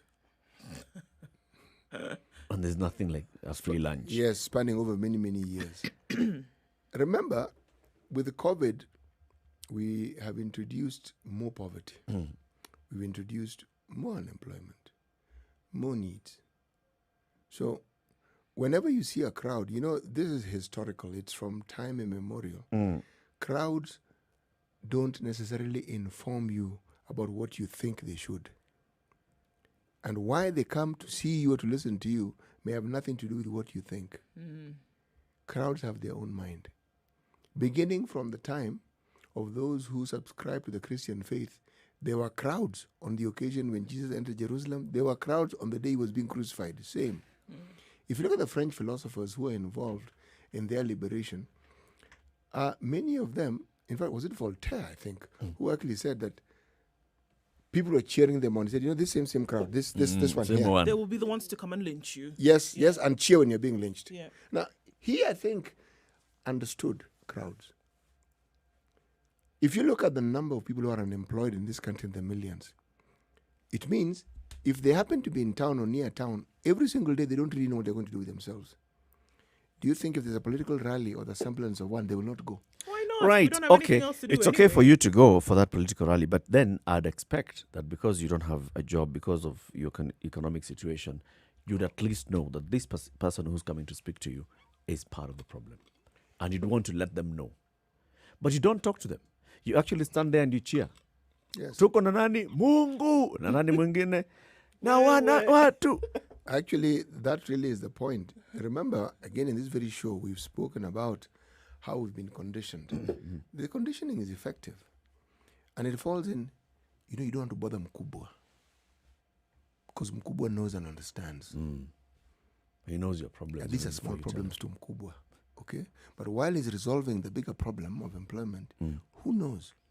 Something might actually fall Who in our knows? hands. After all, they say the dog sits under the table because you cannot get under the table to take the big meat. Yes. But something might Who fall. knows? Something might just fall. float in your Yeah, direction. And anyway, there is evidence in the not too distant past that such things have happened to others who have been in similar positions. Things have floated in their Who have direction. waited patiently at said Today, table. the papers have actually indicated that some MCAs in that same area were confronted by youth. They said, Where? In Kisii. In Kisii, after the meeting. Yes, says you were given money. You guys were given something. Bring. Let's hear from John. John, good morning. Good morning. How are you guys? We are fine, thank you, John. How is Henny in Very Nyandarua? fine. Very fine. We are okay in Nyandarua. It's sunny today. No, the same code, and I'm happy to welcome you back. Umepotea sana. Tumerudi. Okay, yes. So it's not snowing Now- anymore. Okay. Now, going straight to the point is, I want to say that the thing that is taking place now regarding campaigning is just very, very bad. It's a very bad image to our country because what is happening, these people are taking advantage of the poor people to raise their political emotions or temperatures. For instance, I was surprised to hear the DP, saying that mimi nitakaa na hawa watu wa bodaboda, nitakuwa na hawa mama mboga. Why didn't he say mimi nitakuwa na ule lecturer, nitakuwa na ule banker? You see, after all, we are all Kenyans. Secondly, I don't understand why he should say that he's a hustler who wants to be elected by hustlers.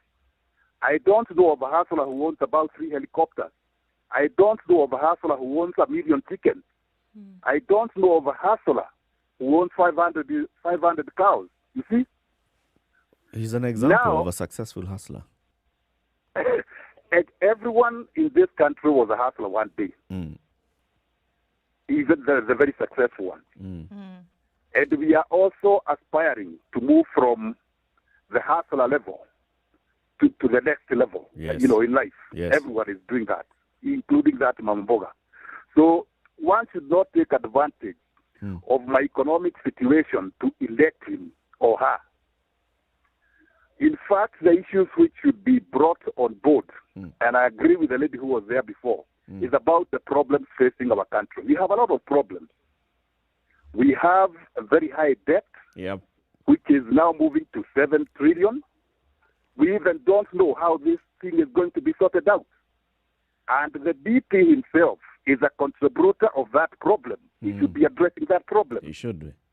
Mr. Odinga should also be addressing that problem. He should be telling us we are going to arrest this problem by doing ABCD. Yep. So they should stop taking advantage of our economic situation to make their own ends. Clearly. In my view, my bottom line is they are just taking advantage for them to achieve what they want, and that is power. They just want power and power, nothing else. They are not of any value to the people of Kenya. Thank you, John. Okay. Zachary. Oh, hi, guys. Hi, how is Zachary? You sound very energetic because you drank a lot of water. Oh, yes. Yeah. That's what water How does. is Barimandro?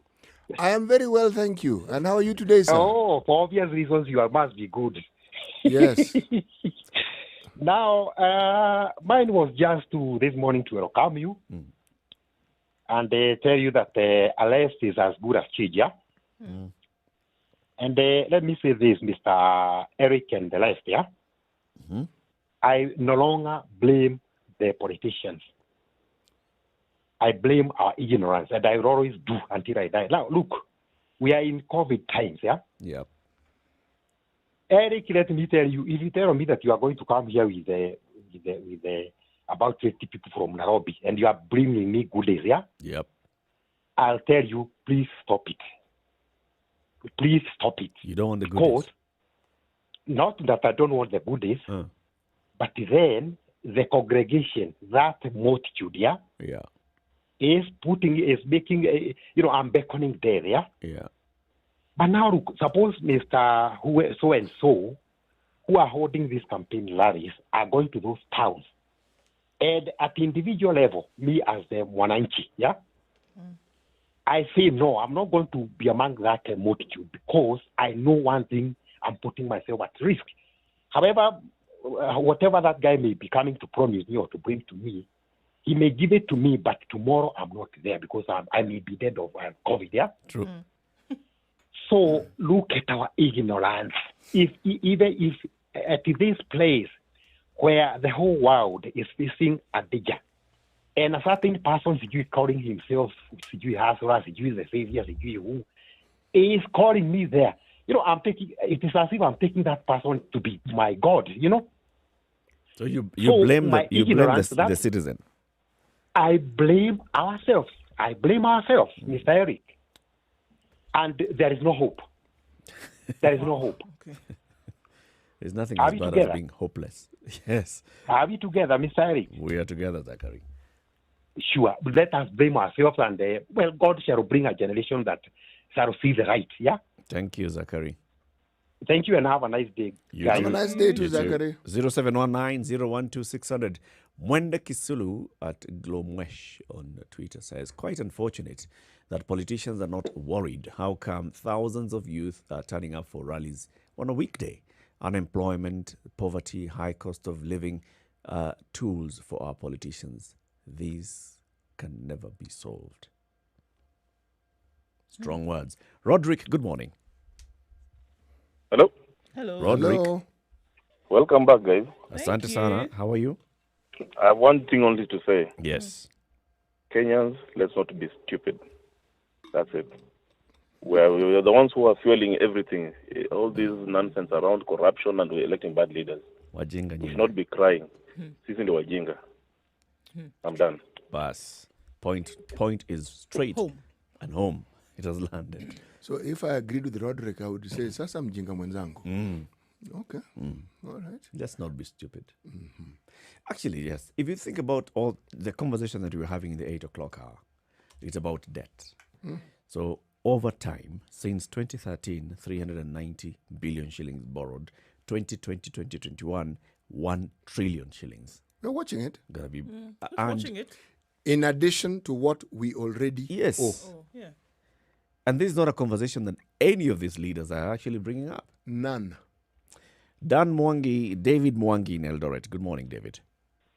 I'm fine. My name is David Mwangi from Eldoret. My opinion is Yes. many people are busy politicians are busy doing campaign. Mm-hmm. I think this is not the right time because of this corona, I saw Raila, Ruto in a big crowds. I believe this is not right. And what they are talking about, I didn't see the importance of what they are talking about. Mm. I think they should hit the nail at the point, because you cannot tell me BBI will change the country, or you are a hustler, it will change the country. Mm. I believe what will change the country is the goodwill. And I don't think BBI will bring that, or Hustler Nation will bring that. Mm. Because these are just like political bridges that will make them in power. That's my opinion. I'm David Mwangi from Kamkunji, Eldoret. Thank you very much, David Mwangi. Barewot in Bomet. Habari zenu wakubwa? Salama kabisa mkubwa, habari yako? Ni mzuri kabisa, wacha nichangia hata mimi. Yes.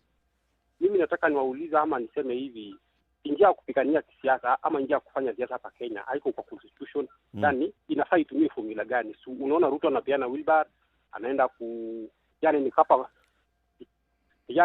ni kama kuwadanganya mama mboga, mavijana eti nikiingia kwa kiti, nilikuwa rais, nitawainua maisha yenu. Alafu wanapeana hizo vitu zote. Ukiona Raila apeani chochote, lakini ikifika wakati wa kupiga kura, atapata kura mingi sana. Yani ni kama kila mtu akuna njia yake kupigania siasa, haina formula fulani. Ndio sasa nauliza hivi, inafaa sasa yuko constitution, njia ya kutafuta kura ni njia hii ama tu iwajane tu hivyo tu? Unaona Ruto anapeana pesa mingi, lakini unaona hata hiyo 2022 yani huenda akakosa kiti. Unaona mtu kama Raila apeani hata wheelbarrow apeani. Unaona ni atakuwa tatizo katika 2022. Hiyo tu ni swali nauliza. Asante sana, mimi Bariwot. Asante sana Bariwot. Have a good day in Bomet. Joel in Kericho, good morning. Salama sana, habari ya asubuhi. Salama kabisa. By the way, sisi wa Kenya tunafurahia sana wanasiasa wakikuja. Unajua kwa nini? Hatuna kazi ya kufanya, so tunaenda kuwasikiza. Sawa WCK ameuliza mbona muulizi wakubwa kikuja hako wenye wanafanya kampeni, mbona hakuna kazi? Nani anatupea microphone? Wao wengine wakifika wao look at the microphone, nani atakupatia? Ulize maswali ni sita, nasema mbona nani atakupea microphone? Like unataka kusema Joel kwa crowd uende kuachukua, sikia, ujaribu kutoka kwa crowd uende kuachukua, unasibebwa juju na polisi kama mwizi wa kibeti kwa soko. My friend, good day. Asante Joel. Wow. Okay, no come back to that. But valid point, wouldn't you say? Very strong. I tell you. Very strong. It's a conversation from one end to the other. It's just from podium to the people. People don't give their feedback. And yet we are calling this a conversation, a political rally where tunaongelesha wananchi na tunasikiliza vile wananchi wanataka. Coming to the end of the show, I think this conversation on politics, we shall continue with it. We have got to start asking the right questions. And this is what we shall do. And we have to continue with this discussion on our debt. On our debt. The governance of this country and what the future holds. City, as we conclude, let's cross the river. We haven't crossed it yet, and that's why we can't look at this crocodile of debt and even start discussing its nose, can we? Or the lump on its nose, can we? Nope. But this is what the proverb says. Only when you have crossed the river can you say the crocodile has a lump on his snout.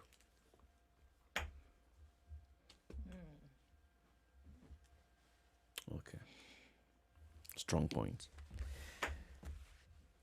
Your parting shot on today's conversation. I don't even remember. There's a lot that's going on. There's a lot to be said. But definitely, scales need to fall off. Eyes need to open. Mouths need to open and continue talking about this. Because you'd be in a worse off situation if quiet. Somebody's got to talk about it. Indeed. And thank you very much for tuning into the Situation Room today, 6 a.m. to now coming up to 10 a.m. Join us again tomorrow.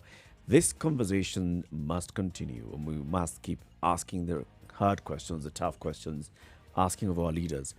All of them, not just the president and the deputy, all our leaders. Good morning. It's now coming up to 10 o'clock. See you again tomorrow. C.T. Muga, Nduoko, and Eric Latif signing off. Have a good day, folks.